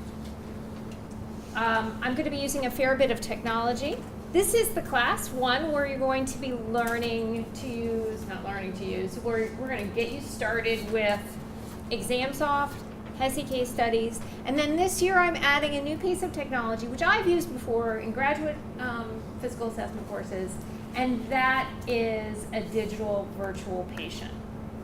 And so because there's a bit of a learning curve, I'm asking you to do the orientation before you come to class. I've already put it up, it's already available to you. The information about the class and about the digital patient is available, and if you so choose, you can get it, access to it at the bookstore. Nice thing about this is you'll have access to this patient. This is literally a digital patient that you can do assessments on, which is super cool. This patient will talk to you if you use Google Chrome. If you have Google Chrome as a browser, you can talk to the patient can talk to you. It is a really nice simulation for physical assessment. You can do a health history through it, and you can do a physical exam through it. One of the reasons I really like it is there are a couple of labs. One is a cardiac, one is a respiratory lab. that you can go and do extra work in and actually hear the sounds that you were supposed to be hearing in the places that you're supposed to hear it, and interact again with the concept lab. So I really feel it's a strong addition to this course. We haven't done it before for my course at RMU, but we're going to use it this semester. So again, asking you to get started with that because it will help you if we can get going on the first day. To offset that, though, I'm having you use an old edition of the physical assessment book because it doesn't really matter about the physical assessment book. For the most part, the heart's still heart, and the lungs are still the lungs, and we listen in the same way. And those are the things that I really want you to learn about. I want you to learn technique. I want you to learn the parameters. So that's what I wanted to make sure that we talked a little bit about today. The instructions are on this sheet. I always find it better if you can be getting started on day one. The other thing, have a look at the ExamSoft tutorial too before you get started. I'm not the only one who's going to be using ExamSoft. ExamSoft is the computer cloud-based testing system that everybody in the program uses, and we use it throughout. To just make a sort of note so that you know, for ExamSoft, we have computers in case your computer goes on the fritz or something happens. We have computers that you can use. I've also touched base with technology services, and there are going to be a couple of computers that you can use for the virtual patient too if that becomes an issue. All right, so just. Yeah, I know, but I wanted to make sure I said something because I'm telling them I've got an entire aspect of the course that's computer based. But you'll also, for my class, you'll also be doing, and very early on, like within the first 2 weeks of class, I'm going to expect you to go in and sign up for a lab-based health history. So you're going to go and work with a real live simulated patient. So you'll do the computerized simulated patient, and then you'll do the live simulated patient. So you're going to have lots of experience actually asking questions, and at the end, you'll do a physical exam of a simulated real live patient. By that I mean you'll have an actor, a standardized patient, who will be acting as your patient. So there's lots of exciting and interesting things about this class, but it's fast.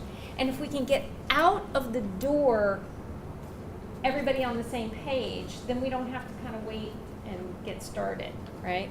So if everybody can get most of their issues worked out before we get started, you'll be less stressed because everyone will hit the ground running, not just me.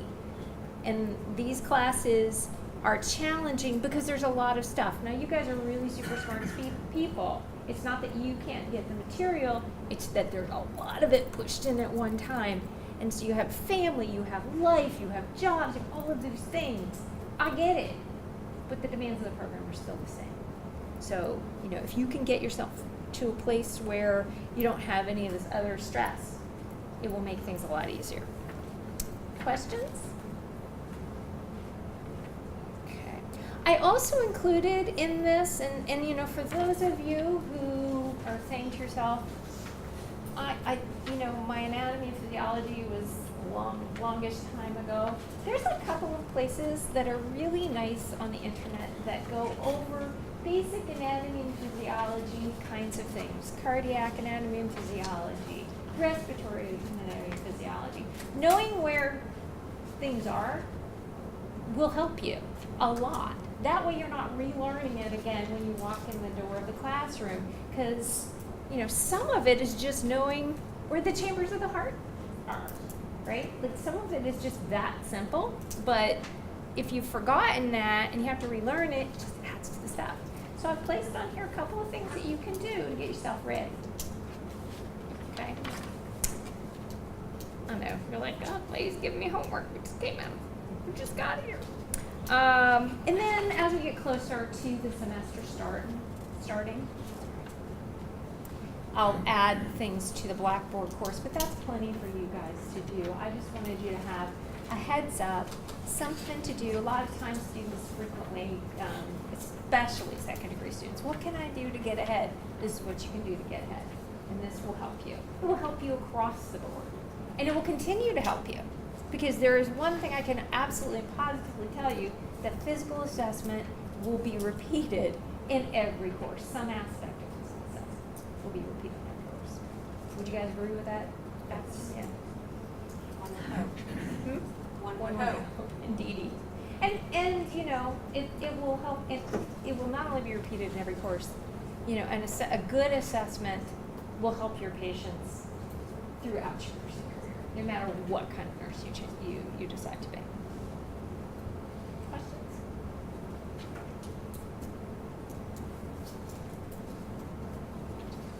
Nothing? Okay, well, I think my email's on there.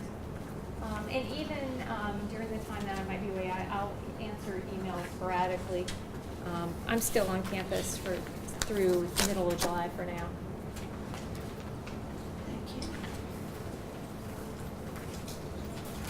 Okay.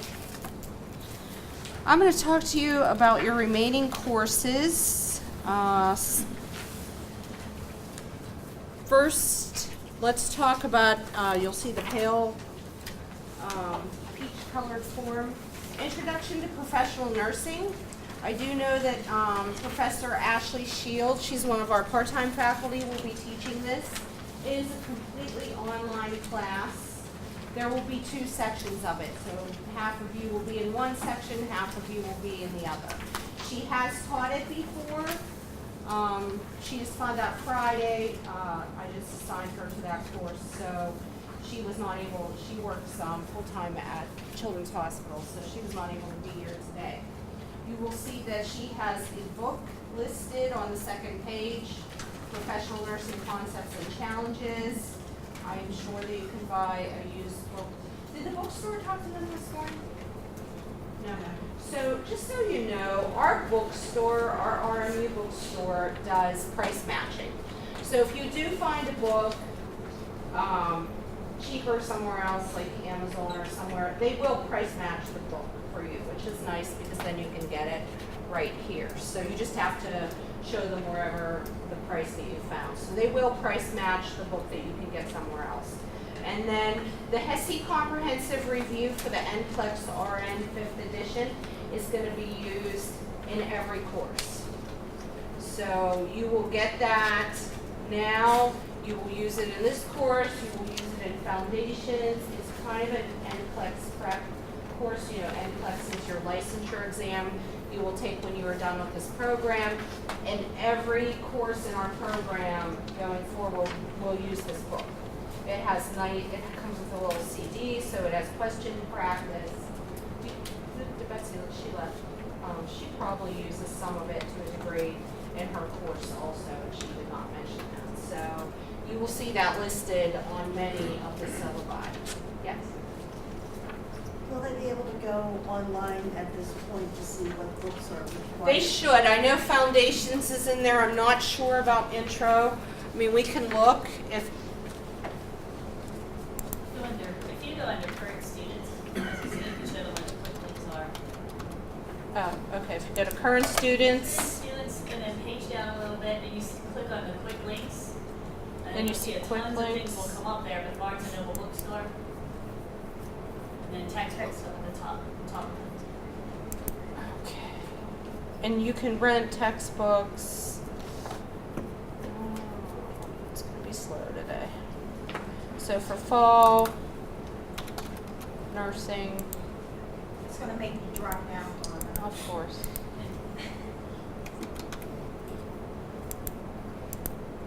There's 2 sections. It'll be the same book. So you can see, yay, the book is in here. Is this the most up to date? Yeah. Okay. I don't have the most up to date. How about that? So that's where you can find the books. And if you go back, oops, doesn't like when you do that.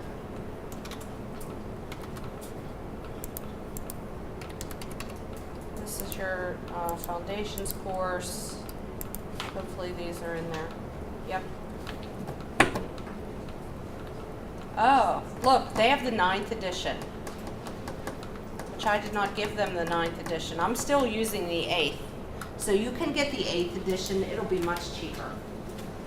I'm going to yes. The location of the bookstore is the bottom of Nicholson. That's kind of you can go out through these side doors here. There's a path that'll take you over.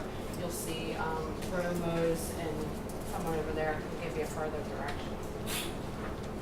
Well, it's complicated to try and handle. So, Introduction to Professional Nursing is totally online.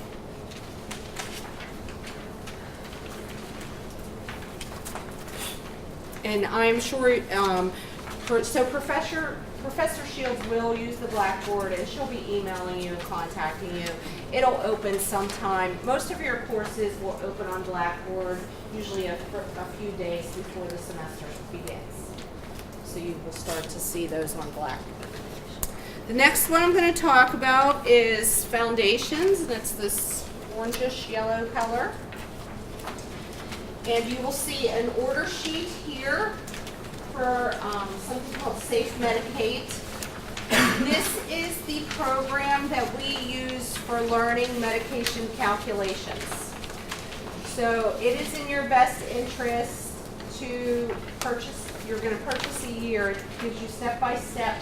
There's 2. Okay, make sure you go to safemedicate.net. This is an English-based company. And if you go to safemedicate.com, that's the one in England. So you want the American version and go to this .net. This has wonderful learning modules on medication calculations. If you wanted to do something in advance and start going through these modules and start learning how to do these medication calculations, that would really be in your best interest. Again, getting homework before you come, sorry. It just, Dr. Guimond kind of alluded to it. The first 8 weeks of your program, I have to say, are probably your most difficult here. They really are, not because the courses are so much difficult, but it is so much. So you will have assessment, foundations, pharmacology, online intro. Did I miss anything? Right, 4. And then you'll get to your second 8 weeks and just have Med-Surg 1 and I don't know what to do with myself. Hopefully you'll be well prepared.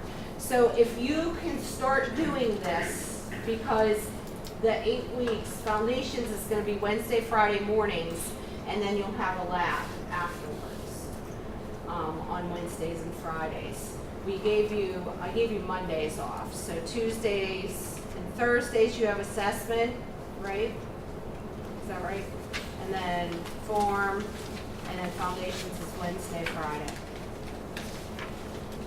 So you'll have at least one whole day off. We do try to work together to make sure if you're doing cardiac and assessment, then you're doing cardiac in foundations, hopefully doing cardiac medications at the same time. So we do try to work that out. It doesn't always happen, but we try. So you can see that the textbook, it's the 8th edition, the HESI Comprehensive, and then the Safe Medicate. I believe Safe Medicate for 1 year is about $99. You will use it though. You take a medication calculation competency exam at the beginning of every clinical course, usually the first day of the course. So you can refer back to this and use it. It has wonderful pediatric modules, for next summer when you're in pediatrics, doing the weight-based calculations.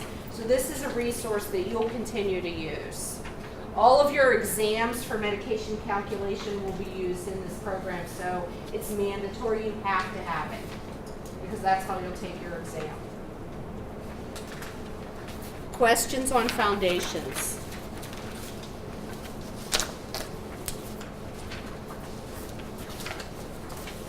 Okay. The other paper you'll see in here is minimum computer requirements for ExamSoft. Dr. Guimond talked a little bit about, we use an online testing platform here. called ExamSoft. We've been using it for a couple years with a lot of success. We really like it. We can track our test questions, look at statistics of our test questions as faculty. Plus, it's nice for you as students to start getting used to this online computer program for taking tests to prepare you for the NCLEX exam. Because that is our goal. We want to prepare you for the NCLEX exam and get you licensed and out practicing as a nurse in 15 months, right? That's the goal. Everybody wants a job. So we try to simulate some of these things to get you ready. I'm not going to read to you these computer requirements. As Dr. Guimond said, if you do not have a laptop, we do have a laptop cart and we can provide one for you, and we'll be asking you about that first days of class. You will see the number there for our Blackboard and our help desk. Some websites, but then the help desk phone number. Make friends with the help desk people. They're available to you. If you're having trouble, don't struggle. Most of the time, if it's a actual technology issue, you're better off to contact the help desk than to contact your faculty member. It's a curriculum issue, your faculty member, but your help desk for your technology. All right. Let me see what else is on my list to talk about here. Simulation. So have all of you had a chance to tour and see our simulation lab? We do a lot of simulation here. We are kind of nationally known as experts in simulation. Our dean started our simulation program. She was former president of the International Nursing Association for Clinical Simulation and Learning. A lot of us are all going to that conference next week. We are all certified simulation healthcare educators, myself, Dr. Sarasnik, who will be teaching your pharmacology course, Mrs. Barber, who works in the lab, and then Dr. Edgren, who's our Rise Center simulation director. She used to be the editor for clinical simulation and nursing. She just stepped down from that in January. And Chuck back there is one of our simulation technicians. So you will have a wonderful simulation experience here. We have simulation incorporated into our lab and clinical courses. So when you come to simulation, come prepared, come enthusiastic.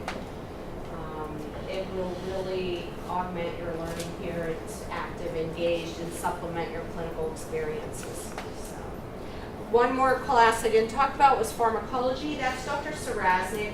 She is one of our full-time faculty, works in our simulation lab also, and she was just assigned this pharmacology course, wanted to take it, but has never taught it before. She's a very experienced teacher here, teaches our community nursing course, teaches a lot of our medical surgical simulations. So she just doesn't have any information for you as yet, but said she will reach out to you over the summer and let you know. I'm sure the textbook and everything she will put online and let you know all that ahead of time.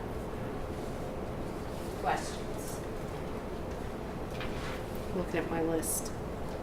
Safe Medicaid. And then Shamika, were you going to talk a little bit about MedSurg 1? I was not. Okay. Well, that will be second 8 weeks. So by that, we'll hold off on that. We won't bombard you. But we are very happy to have Professor Zaire. She is currently a staff member here, recently got a faculty position with us, and will be starting in the fall semester teaching MedSurg 1. She's been here for quite some time and is outstanding, and I think you will enjoy her enthusiasm. Right? Did I cover all my topics, Ann? You did, but do you know about the CPR requirements? Is it still going to come from the Rise Center covering? Yes, you will receive all information about CPR from Dr. Sarasnik. She does not have that together yet, and she will be getting in touch with you about that. So don't worry about it. You will be certified before you need to go to MedSurg 1 clinical. I can 100% guarantee that. And then, anything else? Any questions? We're not trying, we don't want to, like, I feel bad. I feel like we're, like, scaring you. Like, there's a lot of work. It just, it's a tough semester the first 8 weeks. Students always say to me, can you fix that? Is there anything you can do? But other than extending you into summer, you know, we found out most people want 15 months and done. They don't want another semester on there. So you have to have pharmacology assessment and foundations before you can go to the clinical setting. So that's why it's set up that way. One other thing I want to tell you, and I really and truly mean this, is the faculty, all of us are here to support you. We don't do that weed out thing that I hear that people come and say, do you weed people out? That's not our goal. We want all of you to be sitting in this room last class. I teach research. I want you all sitting here in my class last semester, next December. So we are here to help you. We have so many support things in place for you. Our Test for Success program, our peer tutors, our lab tutors, your faculty all have office hours. They will be listed on the syllabi. Even your online professor, she'll be available so that you can speak to her. Please take advantage of that. It really is there for your use, free service, and we do want to help you. I love when students come in and visit me and say, hey, we were talking about this, and I was thinking, and you know, rather than, oh, I failed your test, you know, crying. We want you to come ahead of time. We don't want anybody to fail or not succeed. We want to support you before you get to that. So please, please, please use those resources that are available to you. Questions? You're a quiet group. Want a guest to talk? You can introduce her. Yeah, I think this is a good time. Come on, Sabrina. I mentioned to you already about Sabrina visiting us today. She's one of our second degree students who was sitting in your very seat this time last year. So I'll give the floor to you a little bit. Introduce yourself, tell a little bit about it and what you think it was like this time last year. And you can ask Sabrina, I think, any questions that you want. And if you want us to leave the room so you can have a student-only session, we can do that too. But whatever works. So like Dr. Pio said, my name is Sabrina Platt. Sorry. Microphone. I know. You don't have to stay over here. This is like crazy. Okay. My name is Sabrina Platt, and I can successfully say that I'm a survivor of the first 8 weeks. So you will be too. Let's see. Just to give you a quick background of what I am. I actually came to RMU as a transfer student. I started out at a much larger school and quickly realized that I needed to be at a smaller school. So I came here as a junior, graduated with my degree in biology, and then it was like summer of before my senior year, I was like, what am I gonna do? So I was exploring my options, and then all the professors in the biology department were like, you like being in healthcare, why don't you try the second degree program at RMU? And I was like, wait, we have one of those? So that's how I got here. And I love nursing, and I think I should have started out in nursing. So let's see. Let's just give you a quick rundown. Your easiest class will be the Intro to Nursing, which is that fully online class. Your hardest class will most likely, we'll give that award to Dr. Pio. She teaches MedSurg 2, which is in your spring semester. They keep stressing this first 8 weeks, and trust me, it is hard. Like, hit the ground running. And if you do, you can absolutely succeed. If you are maintaining a job in that first 8 weeks, it can be difficult, but like everybody's been saying, we do have a lot of resources that will help you. So use the peer tutoring, go to office hours. There's, we have something, what is it called? SMART? The SMART program. SMART program, which is you meet with a couple of professors and they actually go over your test answers and they kind of talk you through, like, why did you choose this answer instead of this one? So nursing, it's a different way of thinking. So in a biology degree, it's based on facts and kind of memorization, but in nursing, it is completely different. So for biology, I would just memorize everything on Quizlets, but now I actually write every single thing out that I need to know, because nursing is more like action-based instead of just memorizing everything. So don't get discouraged right away, especially after your first test, because it is a different way of thinking. But you guys will definitely get it. You guys look like a very smart group, so you'll definitely be fine. Anything else? Let's see if they have any questions. Anybody have any questions? questions? What about advice? Could you give any advice about anything, about ExamSoft or about Safe Medicaid, about anything that Dr. McDermott talked about? Yeah, so Safe Medicaid, it's all about conversion. So if you've been taught one way in your previous degree how to convert things, I would stick to that way. But on Safe Medicaid, it might teach you a different way. But it's as long as you get the final notes, you'll be fine. ExamSoft, it can be kind of temperamental. So just make sure that you can download it onto your computer and it works. But if it doesn't, then we do have a lot of computers that you can use.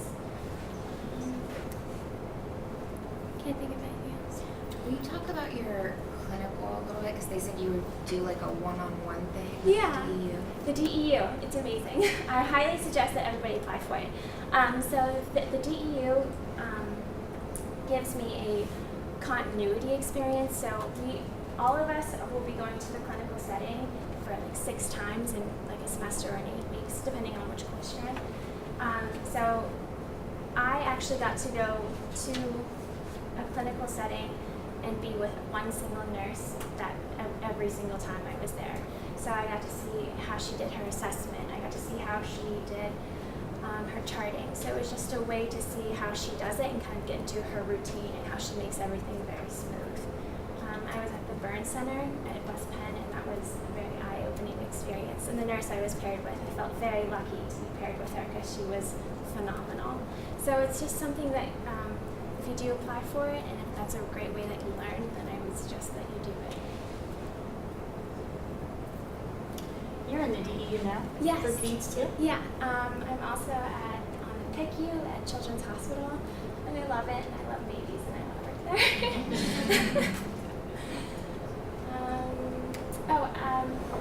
Not to call you two out, but I think that you have 2 previous RP students in this class, and 3. Oh my gosh, 9. And you definitely use these people, because like you're at a new school, and you may not know where to go for lunch, or where the bookstore is, or where anything is, financial aid. So like really utilize these people, because they will be very good advocates for you.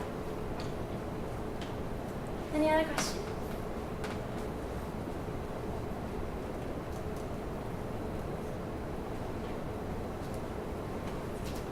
You may not have questions now. Are you available to hang out I while am. I do my spot? Absolutely. And then if they have questions about that, maybe you can give us some input on Castle Grange from the student perspective. All right, thank you. You're welcome. Here's my cards. As I said, if you would take one down, pass it, please.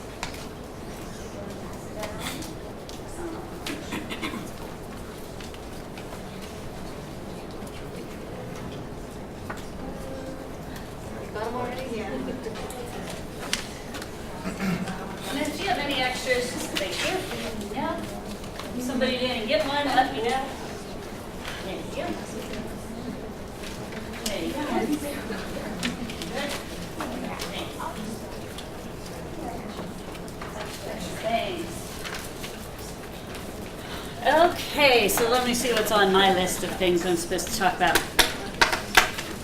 You heard all about your coursework, your classes. Remind you that you have your curriculum outlined there. So if you do have any questions about the order, keep that with you, or it's available online as well, but that's a good resource for you to have.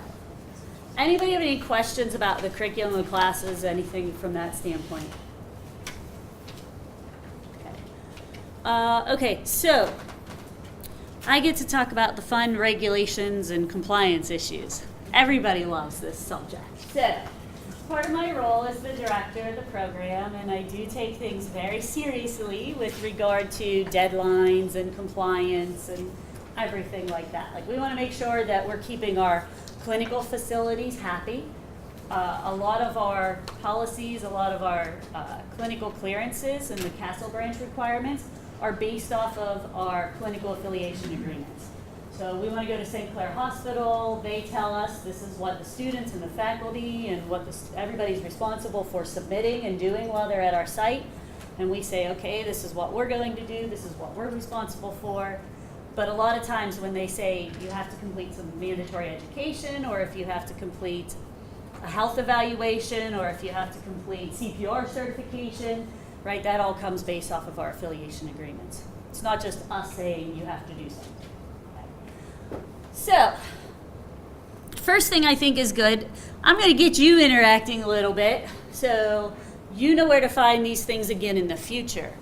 If everybody take your phone out, or this is one time when you're allowed to get on your phones and play around. Your phones, your computers, your iPads, your iTouches, or whatever you have. I know, iTouches, how old is that, huh? Just go to rmu.edu. Go to our main homepage. Now there's a lot of different ways that you can get to the nursing website, but I like to just use the search. If you type in nursing,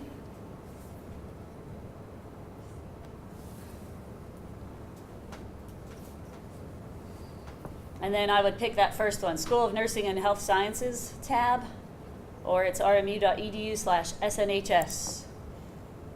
Gets you right to our homepage, which is newer. There's a lot of things underneath each of these tabs, so if you're wondering where some things are, you might want to look under these tabs. Where we're going to right now is go under For Students. Hit that tab and go under Current Students, and we'll go to Nursing Policies.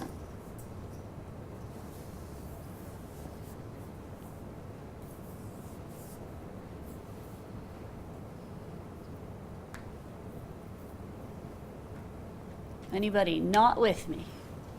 Are you okay? I'm sure you'll be able to find this, but I like to make sure you know where these things are. So again, it's under the For Students tab, and Current Students, Nursing Policies. You're going to be considered undergraduate, so anytime you're talking about your program too, make sure you're talking about the second degree program, pre-licensure. Right, because we do have an RN to BSN program that's also considered a bachelor's program, but you guys want to make sure you're always talking about your pre-licensure program and the second degree program, okay? So there's no confusion. So you're always going to be under the undergraduate. I encourage you to look through your policies. These are policies that would apply to you, whether it's for the clinical setting, it's for the classroom setting, it's grading policies, progression policies, remediation policies, standard comprehensive exit exam policies. We have substance abuse testing. Like, you can see the whole list that goes through here. I'll refer back to these throughout my talk this afternoon, but I think some of the biggest ones for you to be most familiar with, the calculation competency. This will affect you in every class. It will affect you in your first 8 weeks in your NURS 3015 course. We expect our students to have 100% compliance or 100% score on the math exams.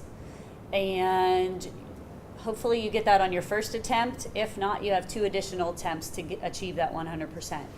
But this isn't just a one and done. You see this, you get clinical calculation competencies for every clinical course that you're going to be in. So every semester that you're here and every term that you're here, you'll be doing math, okay, and have that calculation competency exam. So you might just want to note that one. You can refer to that later. It will be in your syllabi, though, as well. CPR certification, I'll be touching on that. You want to make sure. Some of you are probably already certified in CPR. For us, make sure that you have the American Heart Association, the healthcare provider course. It's got to be American Heart Association. We don't accept the Red Cross certification, so it's got to be American Heart Association. And you do have to be compliant in order to go to clinicals, like that's a basic. Now, Dr. McDermott mentioned that the simulation program, the RISE Center, will offer an opportunity to become certified in CPR. That will happen, but you don't have to do it there. If you find another site, you're welcome to do that, your CPR certification from wherever, as long as it meets this criteria. Questions so far?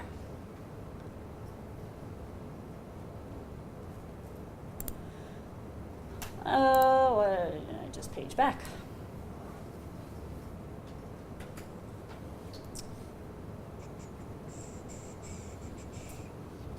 Always good to know too, you should browse through these. You'll go through these at each clinical thing, but even though we do have our phones, and we will use our phones in the clinical setting for Skyscape, like we have a program that you can use as resources to look up lab values, medications, assessments, different things.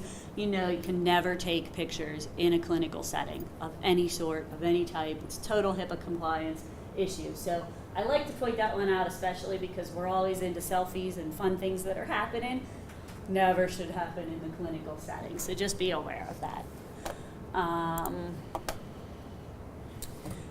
You get the idea. You can look through those. The other one that's going to be very important for you right now to consider, and as we're preparing for our Castle Branch and our clinical requirements, is the actual clinical requirements for pre-licensure policy. This talks about, and I'll show you the Castle Branch information here in a second. But this policy specifically talks about the requirements that you should have. An initial health evaluation, an initial drug test, background clearances, CPR certification prior to the start of your first clinical course. So let's take a look in your packet. If you pull out that little purple, it's on the right-hand side. You pull out the little purple piece of paper. And Sabrina, maybe you can help with this if you have any input on Castle Branch at some point. This paper will tell you everything that you need to do in order to be compliant. Now, if you'll notice right at the top, we're asking you not to start these items until July. Sorry, Chuck.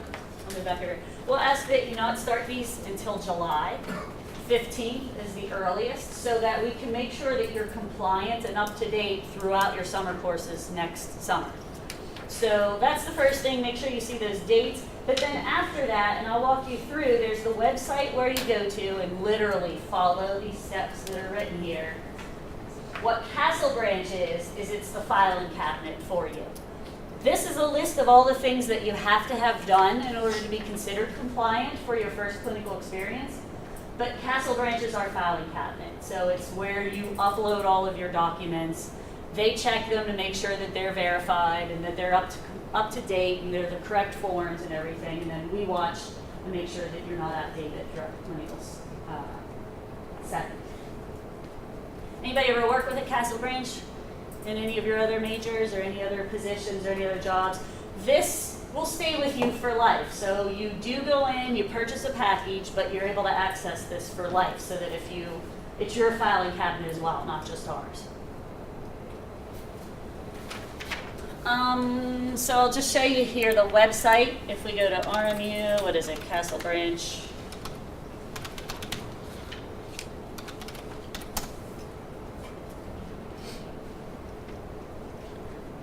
Literally, we constructed this year for students to make it as easy as possible.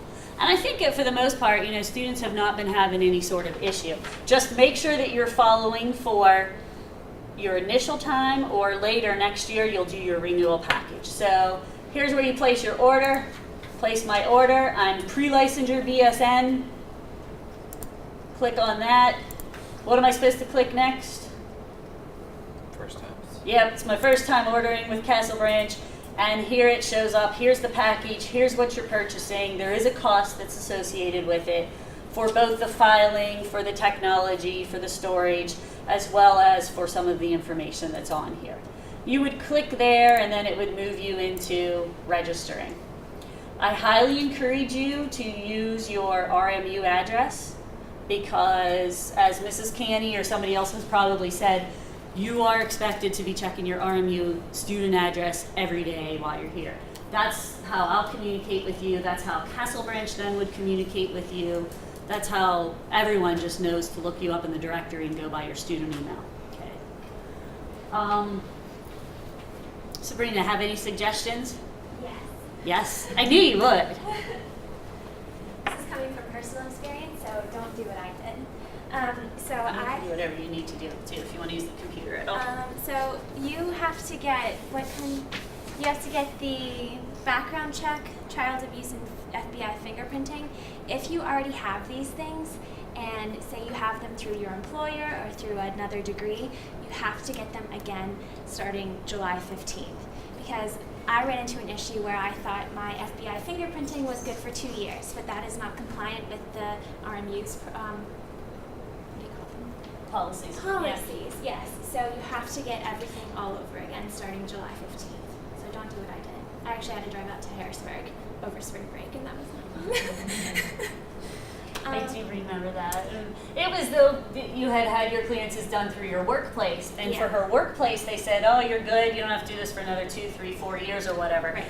But our requirement, based off of the clinical affiliation, says we have to have these done every year.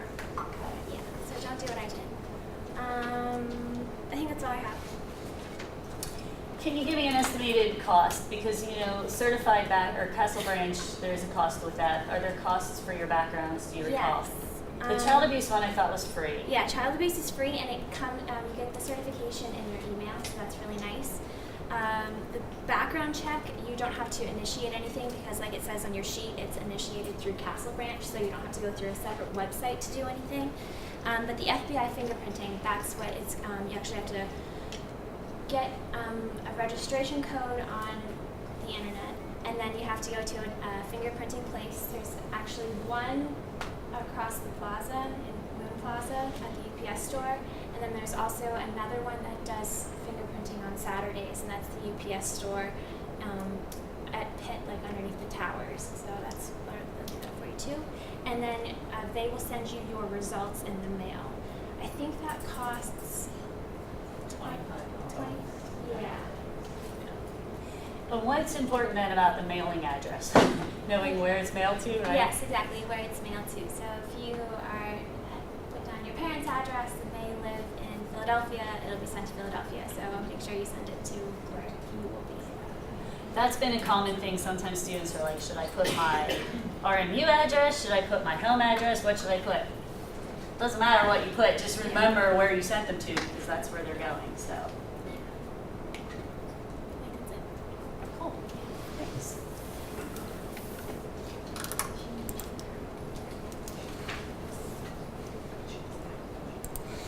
Anybody have questions about that? How much is the fee for them, for Castle Branch? For that initial one, it says $118 for the initial sign-in. However, when you go back, and then you'll have to order a drug test as well for your first time. You only have to do a drug test, the one and done.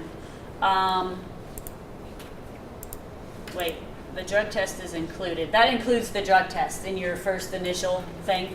That includes your drug test as well. You only have to do one drug test here, but we do have a policy that we could implement. All students are subject to random drug testing policy at any time. The second time you would do this is next July when you are moving into your final 6 months of study. You would go in and do a renewal, and it's a $25 fee there. So total about what, $140? And that includes your storage, that includes your initial drug test. It's just that your FBI background is additional because your PA is already started as part of your Castle Branch, and the child abuse is free. So what you'll do too is you'll upload these to Castle Branch. You just upload them, scan them, take a picture, however you would upload any sort of document. Put them in there. Castle Branch reviews it and says, yes, this is the right form. You're good to go. See you later, right? Yes, you did your TB test and your TB test was negative and you fell under all the compliance. You're good to go. This is something lifelong too. So in nursing, whether or not you've done this in your other jobs or other positions or anything, this is lifelong in nursing too. It's these sorts of things, these sorts of reports. So is that 118, that's just to use the services, not covering like the TB test and other things? Yeah, and the health evaluation would be additional cost if your insurance doesn't cover that, or the TB test. Now there are places like the Allegheny County Health Department will offer TB tests. They might be discounted rates. as well as titers. The Allegheny County Health Department will offer discounted rates. I don't recall. Did you? Yes, Do you have any? $26 for a Hep B titer. Yeah. So there's some options. Everyone's different. It depends on your healthcare coverage, if your insurance is going to cover your physical, and if your insurance is going to cover any of the titers or anything. If not, it may be additional, right?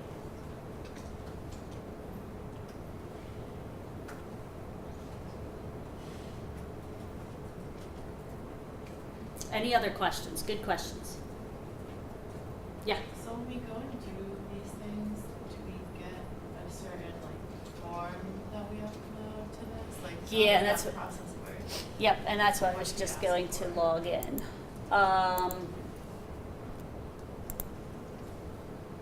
I have to sign in from my side.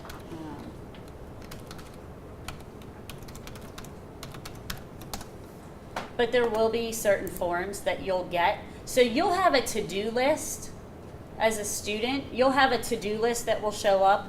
So when you order your package, then it'll be a to-do list page that it'll say, get this, this, and this. And generally in those slots, it'll say, here's your initial health evaluation form.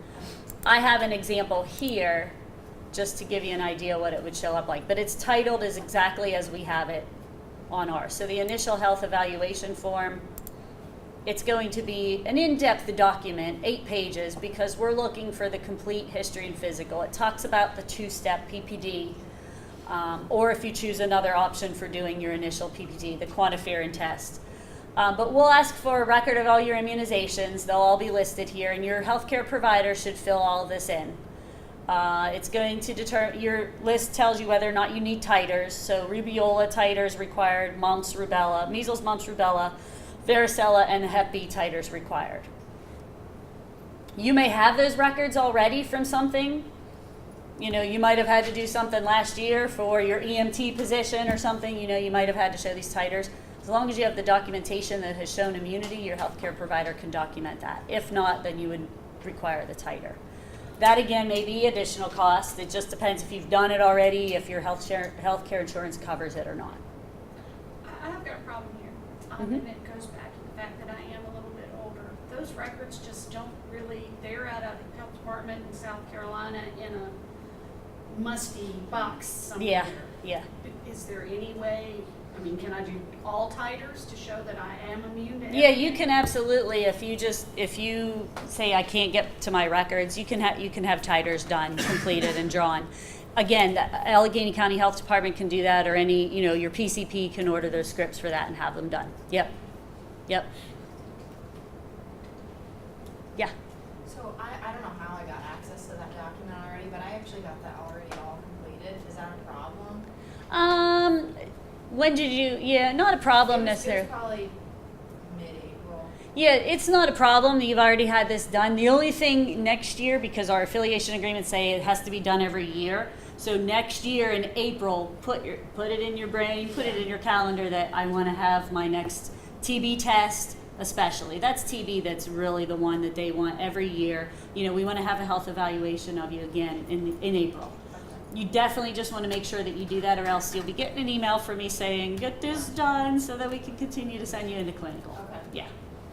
If you get a TB test done through work, can you show that documentation and have it count?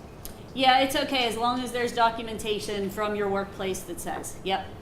And that you had an initial, or that with the initial TB test, if you've not had one, it's the initial 2-step TB test.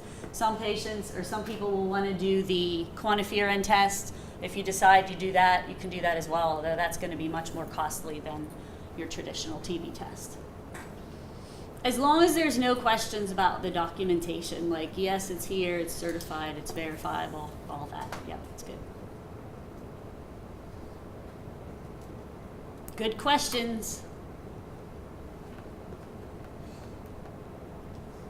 Yeah. For CPR, did you say that we could do that next fall, or like this fall coming up? Or This fall, and generally because you guys won't go into clinical for MedSurg 1 until mid-October. That's when the second half of the semester starts. So I believe that Dr. Sarasnik and the RISE Center will hold CPR classes probably in September. So then we don't need to do this like by August? That's the only piece, that I wouldn't. The reason why I suggest having everything else done is because we do have a policy. Give me back to my policies. Yeah. If you go back to that clinical requirements policy, the reason that I say get all this stuff done by August 31st is because I'm giving you a deadline. I know students generally, maybe not my second degree students, but traditional students generally need a deadline. And if I don't give them a deadline, then they wait till the night before or something and then do it, right?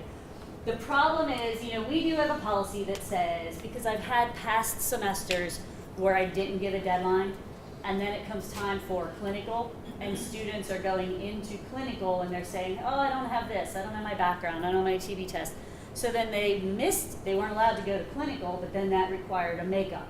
And then with any makeup, that required costs for a clinical instructor, and that required additional resources to find a clinical placement and everything to make those makeups up. So, I had multiple students doing that. So, I quite frankly got tired of chasing students into a clinical setting and saying you can't go and makeups and all that. So now we have a policy that says if you don't have everything uploaded and completed 30 days out, we have the capability of removing you from the roster. Don't like to do that, but it saves a lot of effort. Last year, I'm very happy to say we had 100% compliance with everybody moving into the clinical setting, so it's effective. That's why the deadlines, the guidelines. 30 days out would actually be in September sometime, but I'm giving you August 31st so we're all happy, and you can wait till August 31st, and how the student mind generally is. I'll wait till the last minute, but then I'm happy because I'm like, they still have a week to go. So. Yeah. Earlier you had been shown the policies and so forth. At some point, they'll be directed to the handbook. Yep, I'm going to do that next. With the Yep. signature. Yep. Any other questions about any of these? Clearances, requirements. Let me just say a little bit about positive backgrounds, right? Whether it's child abuse, it's the PA fingerprinting, the PA or the FBI fingerprinting. We also have an affiliation agreement, and it's listed here, it's listed in the student handbooks. If you ever have a positive background report for whatever reason, whether it's a summary offense, misdemeanor, felony, I am obligated to report that to the clinical setting, to the clinical sites, and as well as all of the documentation that goes along with it. They will ask you for a personal statement to say what was the offense, what were the events that led up to it, all of that, what did you do to resolve it, but they'll ask for all of that. And then it's always up to the clinical setting to determine whether or not you are permitted to attend there to do clinical. That's a sign, huh? If you have a positive, I'm just speaking generally, if you have a positive report from 3 years ago, you had a DUI, but it's done and over and resolved, if you did not have it expunged from your record, it still shows up as a positive, I'm still obligated to report it. You can say I'm going to go through the expungement process, but if you don't have documentation, then the onus is on you to follow up on the expungement too, per what I've heard from all the law enforcement officers. So you want to make sure you follow up. If you started that process and you've paid for it, follow up with the paperwork. It's a serious thing with positive backgrounds, depending what the offense is. We have our established clinical sites, our routine clinical sites that we do go to. If for some reason you get the refusal from a clinical site to attend clinical there, if that's our site that we use, for instance, Children's is our site for pediatrics rotation. If Children's says we can't allow this individual to come in because of their positive background, you're probably not going to be able to complete that clinical rotation. You probably, you wouldn't be able to complete the program because that's our site for rotation. So, any positives, if you have any positive reports that are going to come up even in the meantime, from when you did your check to next year's check, you're obligated to report it to me within 30 days. And that's pretty much state board requirement tells nurses they have to report things within, I believe, 14 days. So, pretty serious, heavy topic, but I've run into it a few times, so I like to make special mention. I've not run into it. I've run into it through my role here. So, questions? Okay. Any other questions about policies? You know where they're at. Let's go back to your phones. Go back to your RMU. Let's start all over, even though we don't have to necessarily. If you go to your nursing page, for students, current students, go down to the handbook. And you want to make sure you pick the right handbook. And right now, this is still academic year 16-17 when you guys come onto campus, and sometime in August, September, we'll have the 17-18 handbook. But you click on that, and there's 27 pages of information that you should be familiar with. Maybe this was something foreseeable. When I was a nursing student at IUP way back in the day, I read my policy. Like, I always went to my handbook to make sure I was following things. But maybe that was a predictor of where I would end up in a number of years. But you want to look through here because it talks about the policies. It talks about specific policies that are imperative and special attention is directed toward. This is generally our progression policies and our grading policies. We do have a requirement here, and you'll see it on all of your syllabi, a cumulative exam score of an 80% or better in your classes in order to continue and progress in the program.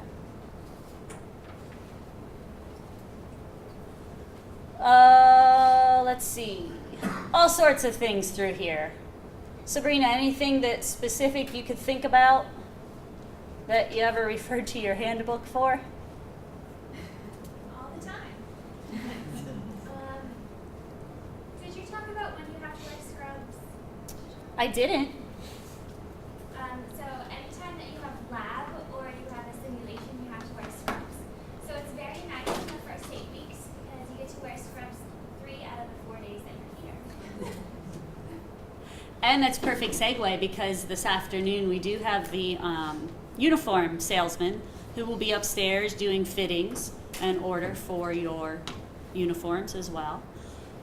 There is also the availability if you have issues with financial aid or assistance, you can order your uniforms through the bookstore as well.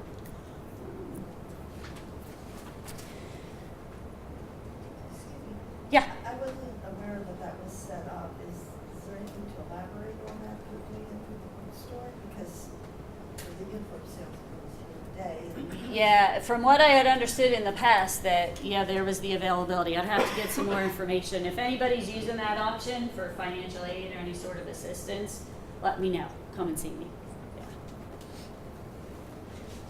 It does talk about the testing platform in here as well, the ExamSoft. Talks about your background and your clinical clearances to head to clinical. I just want to skim through, see if there's anything specific. Talks about CPR as well.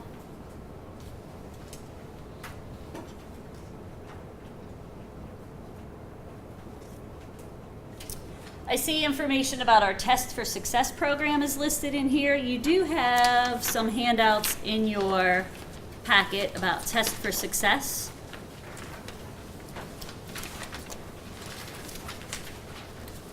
And where is that at? It's the yellow sheets on the right side. Looks like this. I think it's on the right side of your folder. And it also has the Student Nurses Association pamphlet around it. But Sabrina was talking about the Test for Success program. This is a referral program. You can decide to refer yourself to this program. A faculty member can decide to refer you to this program. It's one of the resources that are available to you free of charge. It's as part of being a nursing student here. But you can look through this paper. If you're not meeting the criteria, say that you're not meeting the 80% on the cumulative exam scores, or as Sabrina said, I'm just not getting how these NCLEX questions are, right? I just am not getting that whole Bloom's taxonomy, that whole cognitive level, right? I'm having trouble with those analysis and evaluation questions. You would follow the process that's here. There's a document on the back that you would actually fill out and complete. And we're working on an electronic document, electronic copy of this. But you would fill this out and you would say, I'm really having problem with NCLEX style questions, the analysis and evaluation, I just never gonna write. Or I second guess all my questions, I keep changing my answers. Or I just don't know the content. So based on whatever your referral is here, you'll meet with Dr. Ross, who's the coordinator for the program. And he'll talk to you, he'll look at this information, and he'll say to you, you know what I think you need? You might need a little bit of time with our peer tutors, or you might need a little bit of time with test-taking skills and strategies, or you might need a little bit of anxiety relief, right? And here's some steps that we can do. So you'll hear a lot about this. This stuff will be posted in your Blackboard sites as well. But if you're ever struggling, look into the Test for Success program. Talk to your faculty members about it. Just fill out the referral for yourself. But this is a key resource you want to use. It's going to be your link to a bunch of resources that can help support you through the program.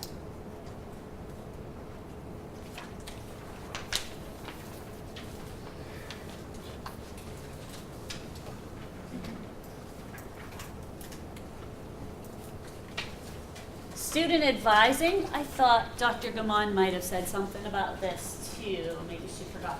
Student advising, right now you've been registered or you will be registered for your fall courses. During the fall semester, you're going to be meeting with your academic advisor, who will be Dr. Gaman, who also teaches you assessment the first semester. She'll meet with you and do your advising for the spring semester. You should pretty much just follow the curriculum that's laid out there, but never want to assume that. So just be aware, academic advisor, you do have one, Dr. Gaman. You have an academic question, maybe you're thinking about withdrawing from a class, you want to talk to your academic advisor. You want to think about, I don't know, anything in general related to your academics, talk to your academic advisor. Questions? And then finally, at the end of this document, you'll be seeing this later too. There's an acknowledgement form. If you want to browse, you can browse through this now. Really, I would wait until the fall semester. About September or so, I'll be sending out an email to you to say, I'll need your acknowledgement form. So we'll have the current 17-18 policy or handbook up, and we'll say, here you go. It's just acknowledgement that you browsed through it and read it. Familiar with it.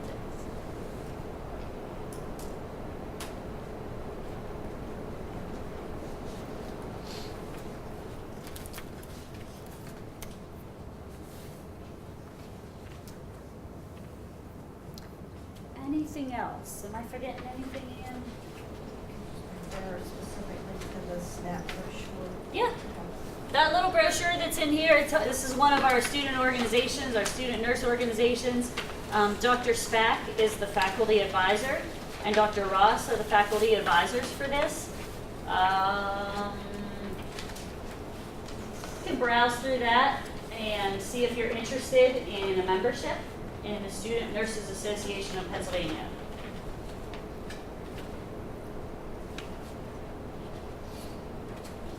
I don't have any specific SNAP involves. You can see there's some social events, some leadership inside and outside the classroom, volunteering, representation of the RMU program, allows for you to be involved with your nursing community, maybe on a local, campus level, local level, political level. Do you remember SNAP at all?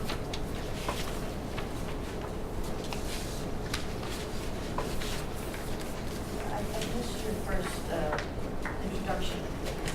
Yeah. Did you want to mention anything about Syncopate Town? Not yet. No, yeah. Thanks. You guys have any questions? Any more questions for Sabrina? Yeah. It says there's like a lab coat and like a warm-up jacket. What are those? And then Go ahead, Sabrina, what do you think? Speaking from the student perspective. So it's a vehicle. Okay, that's like I figured. I usually use a top and it has the RU logo on it and then blue pants. I would say there's maybe like 2 or 3 students that have the warm-up jacket. It's just like what you would see normal nurses wearing, but it has the RU. But you're allowed to wear like white and black undershirts. That's what I was going to pull up the policy. Like, if you have any questions about your clinical presentation, it's guidelines for professional appearance.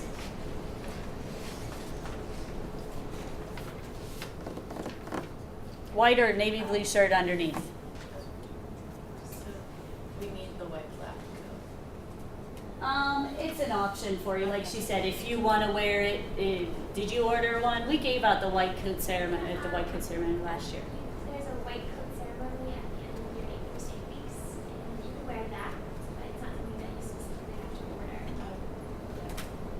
And it might be something, I'm not sure about that ceremony this year. What the specifics are going to be may change from previous years, but we have done that in the past, that in mid-semester, we have a ceremony. It's kind of like an introduction and an excitement and a little bit of celebration before you go into the clinical setting.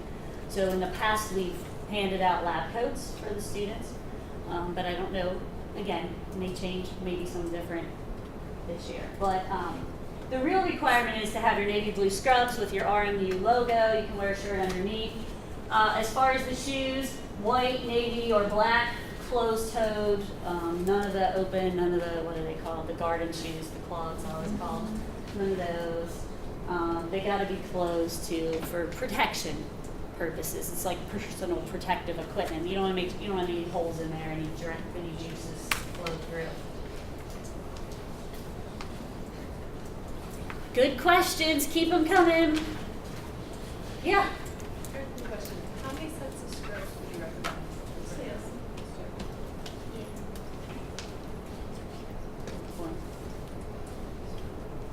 Yeah, like she said too, that first semester, you're wearing them a lot. So.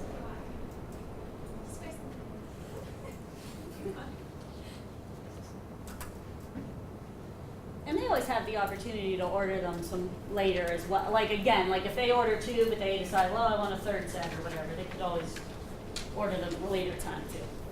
Or you can also order all the tops from RMU and then get your bottoms elsewhere. This is the Cherokee brand, which is pretty familiar all over the place. We just need the feature.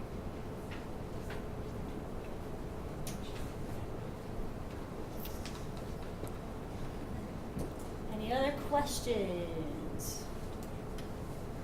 They'll come up to you along the way, I'm sure, no doubt. You can send me your questions. If I can't answer them, maybe Sabrina will be a person that I can go to, or I can ask any of our second degree students as well. If I'm not able to answer it. So. And what's our next steps? Well, I was just looking to see if Dr. Engler is here yet. Okay.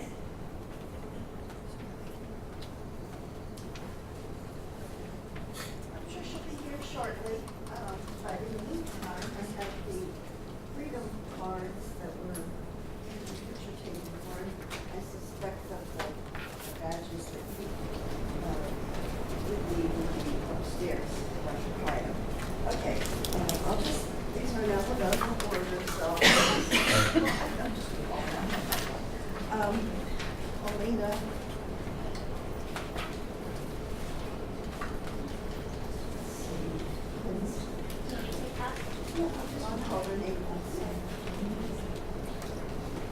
Sarah for the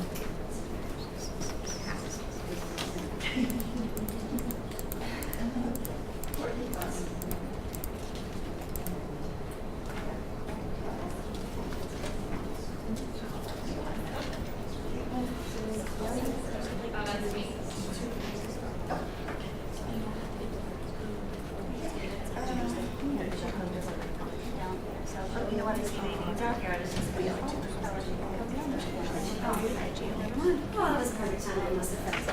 I was just calling upstairs, yeah, saying, I was told 11:45, so I was smart and came down. You are early. We need to find our link to our Nicaragua video. Because it might be on our website. I don't know. I was going to say, she has a link listed. Yeah. But I thought there were NBCN videos. Like, That's the one, I think, isn't it? Yeah, I thought you could get those from the website. From our site. Those are mine, yeah. So let's go to RMU. Oh, that's not it. I think we have like a site now. Let's do that, because that's kind of fun. I'm pretty sure it's like on our, like you're too fast on this one. Do you hate that when your mind's working at fast? So what do you think? Under global perspective? Just hover over each of them. There. Let's go to that first. So this way. And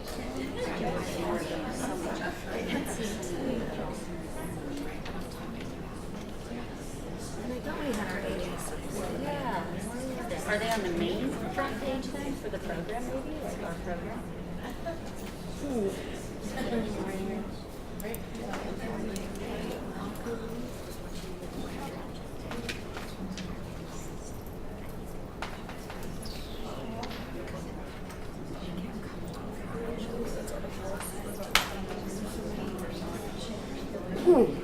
What's the other one now?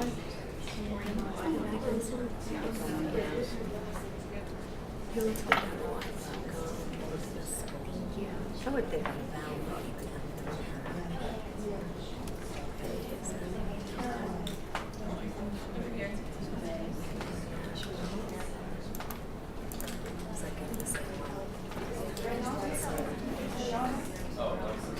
because that same page, huh?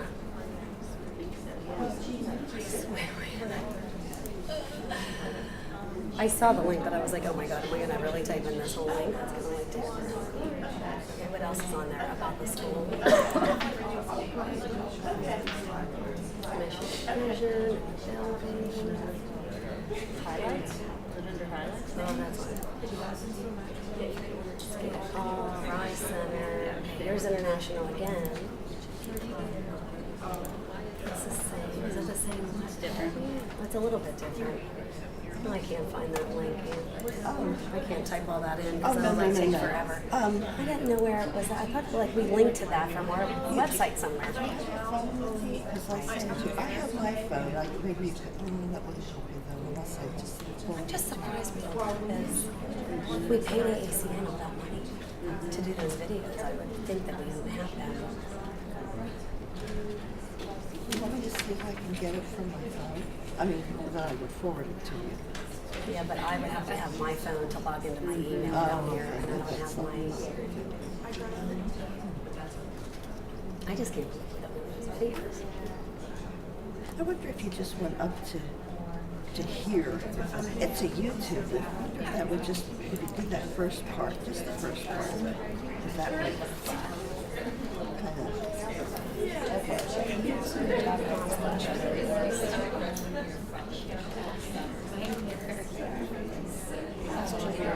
It's always so motivating.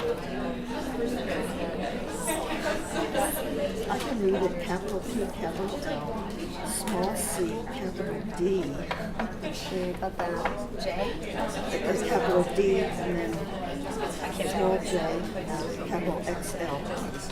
Yeah, I'm not But sure. let me just see if it'll take you to something close enough. I just don't know. I'm just surprised those aren't on our website anywhere. Well, since I'm meeting with Noel today, that would be like a big thing for us to do. When this was put in, I never expected you to put this in. Your picture came up. Yeah, because it was all part of the AACN. We paid to have this AACN video. So my picture's with my health coaching point. It's not with International. No, I think just all the videos are together because the AACN health videos. Well, we have. Why don't I get my phone and see if I can? We have this one. Do you guys remember what this one is? It's okay. Yeah, let's see what this one is. We'll set the tune.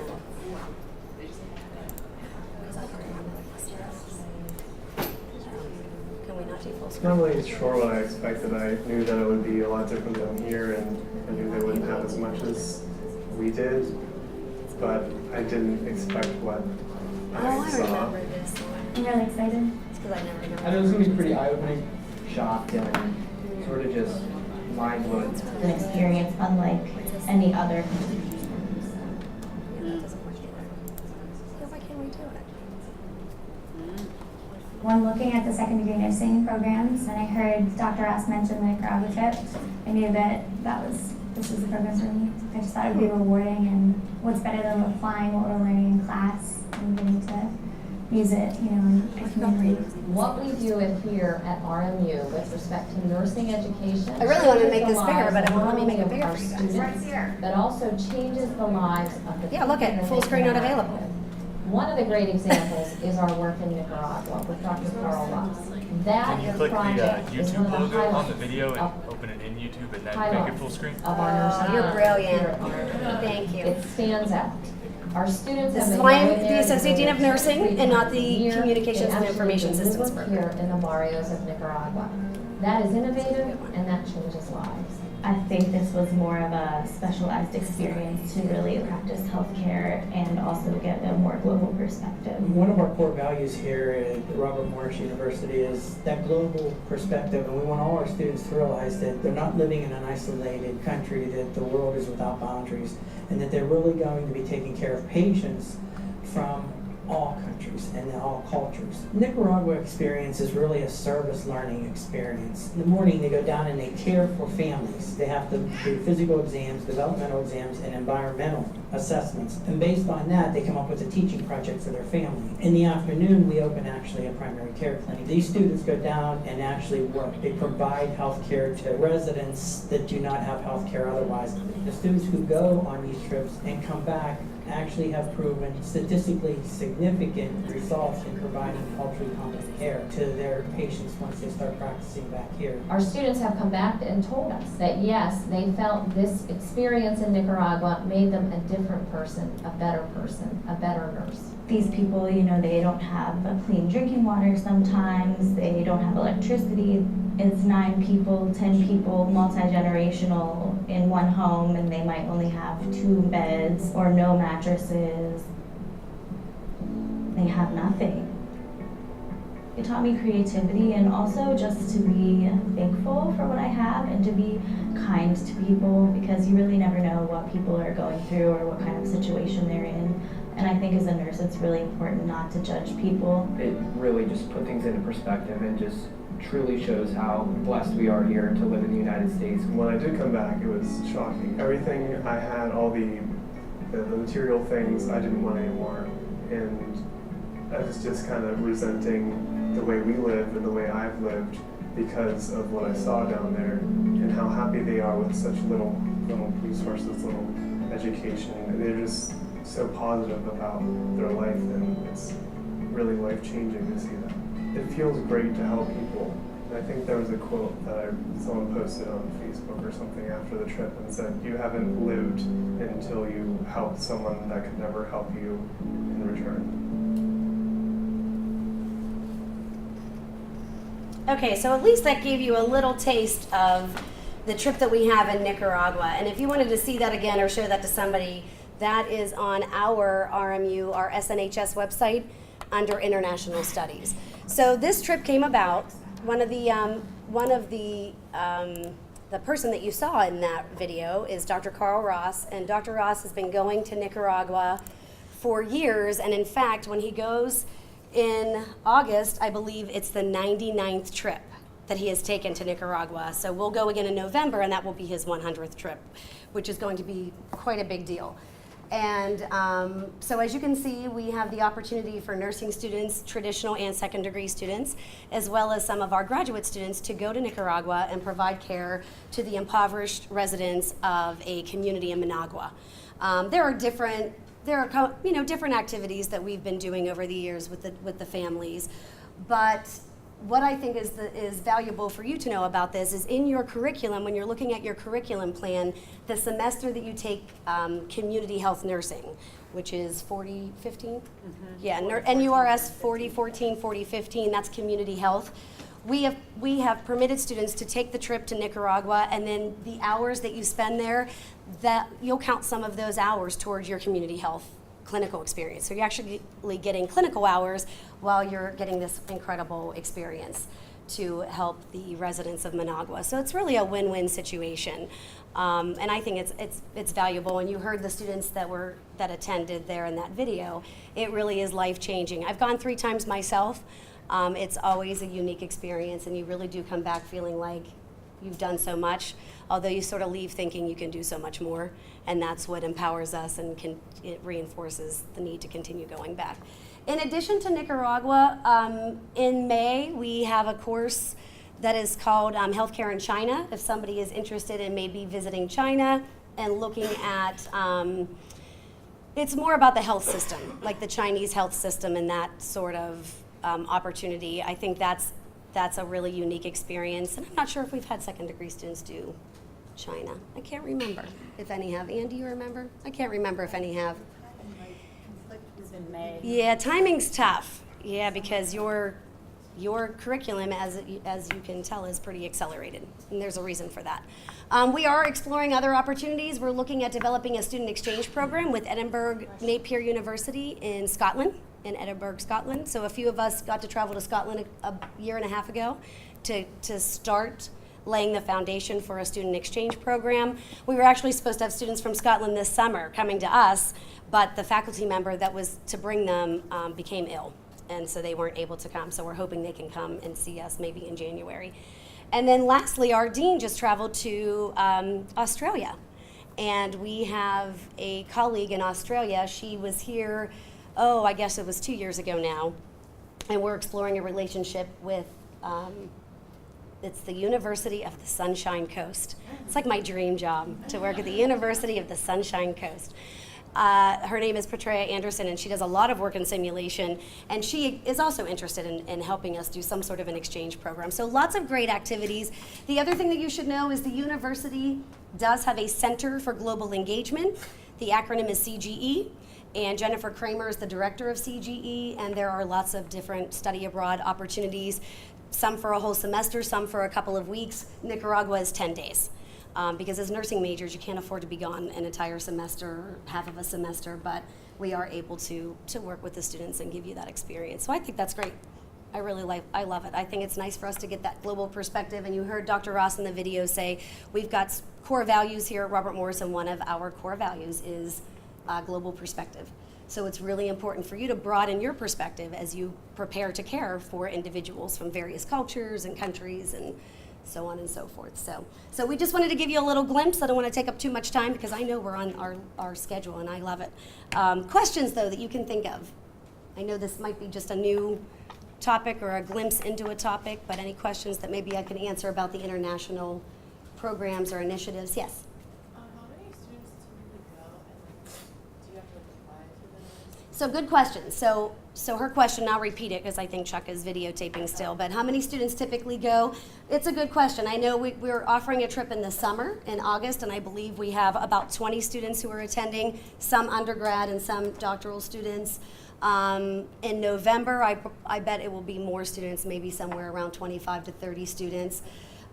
So do you really have to apply? We don't really have an application process, but we do have to watch the number. So, Dr. Ross can only take so many students, and then we need participating or support faculty that go along. Sometimes students don't get on one trip, and they might be able to go on a different trip. I think for second degree students, community comes up in the spring semester. So if you chose to go, your trip would be over close to spring break. It would be around that time. So we don't want you to miss too much class time. So good questions. Absolutely. All right, well, good. Great to see you again. I did bring down some extra cards because I missed the back row. And who's next? Are you next? I think we're done. I'm going to default to Ann for directions at this point.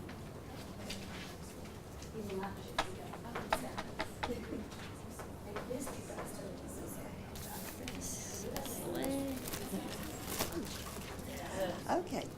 All right. I guess we can conclude this now, but I do want to mention a couple of other things, and one is the timeline review of the important dates, okay? And it is this brighter colored piece of paper. Thank you all. You completed your emergency contact forms, and I have them all, so I appreciate that. Today, you can order your uniforms from the Concept Uniform Company.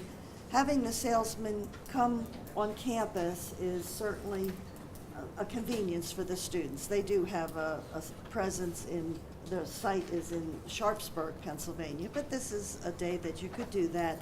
There's also, and I sent this to you as an attachment on your email, but this is an actual printout for you to order if you haven't already started that.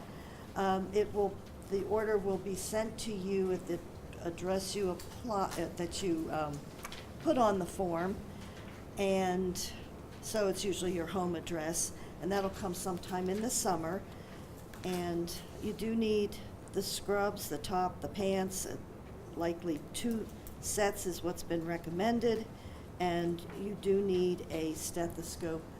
You have to order the uniform from the company, but the stethoscope you can get elsewhere. But there are 2 on there that have been looked at them by someone within the Rise Center who's a nurse, and she felt they were good for students to use. So that will be today, and before that, and that will be in the Rise Center. And the Rise Center is when you came in that front door, immediately to the right. You will go into the Rise Center, and it will be room 161. It's on the left. It's the Clinical Performance Suite, and there's beds with curtains around it, which enable you to try on different samples and for sizing, so that you get a good fit before you order. And to just go over again, a week from now, you should have your RMU email address in place. Okay, that's June 19th, and so that's listed on here. For those of you that finished your bachelor's degree this year, let's just say it was in the spring, if you haven't already sent in a transcript that documents that, send that in by July 1st, and you would send that to admissions. Okay, and that address is given there. So it has to be an official transcript so that it's documenting your first degree. And then you heard from Dr. Pio regarding Castle Branch and Sabrina as well, but in this case, not to start that process until July 15th, so this will be something for you to refer to, and that the expectation is that by August 31st, you will have everything into certified background. Now, a number of you, and this is not unusual, but a number of you have prerequisites that you're completing this summer, and for those, you need to send in the official transcript as soon as those grades have been posted where you're taking the courses, and send that into admissions, except for those students, and there's just a handful of these students who either attended RMU in the past, have credits from RMU, maybe a reinstatement type of situation, or for those that graduated from RMU. Send in the official transcripts to the Department of Nursing, and then that will be processed differently to academic services, because that's how the whole process started in the first place for that small group of students. The others send it right to admissions. Okay, and that should be by August 15th, because I want to say one thing about individuals who come from other departments. They really have a lot of good services, but the second degree just usually has a little bit of a difference to it, that they don't work with the second degree all the time. But the reason that maybe a later date was given that you could submit your transcripts, that's what they would tolerate from a traditional student. But because all of you need to have every prerequisite that's been listed and satisfactorily completed, and also your first degree, that we say August 15th, that needs to be into wherever it needs to go. Most of you to admissions, and then the others to the department. So, in other words, unfortunately, since these are prerequisites, and if there was not satisfactory completion, or there was difficulty in getting in this information by a documented official transcript, it would mean that you wouldn't be able to start the program because technically you have not met the requirements of doing so. So that's why that's on there, August 15th.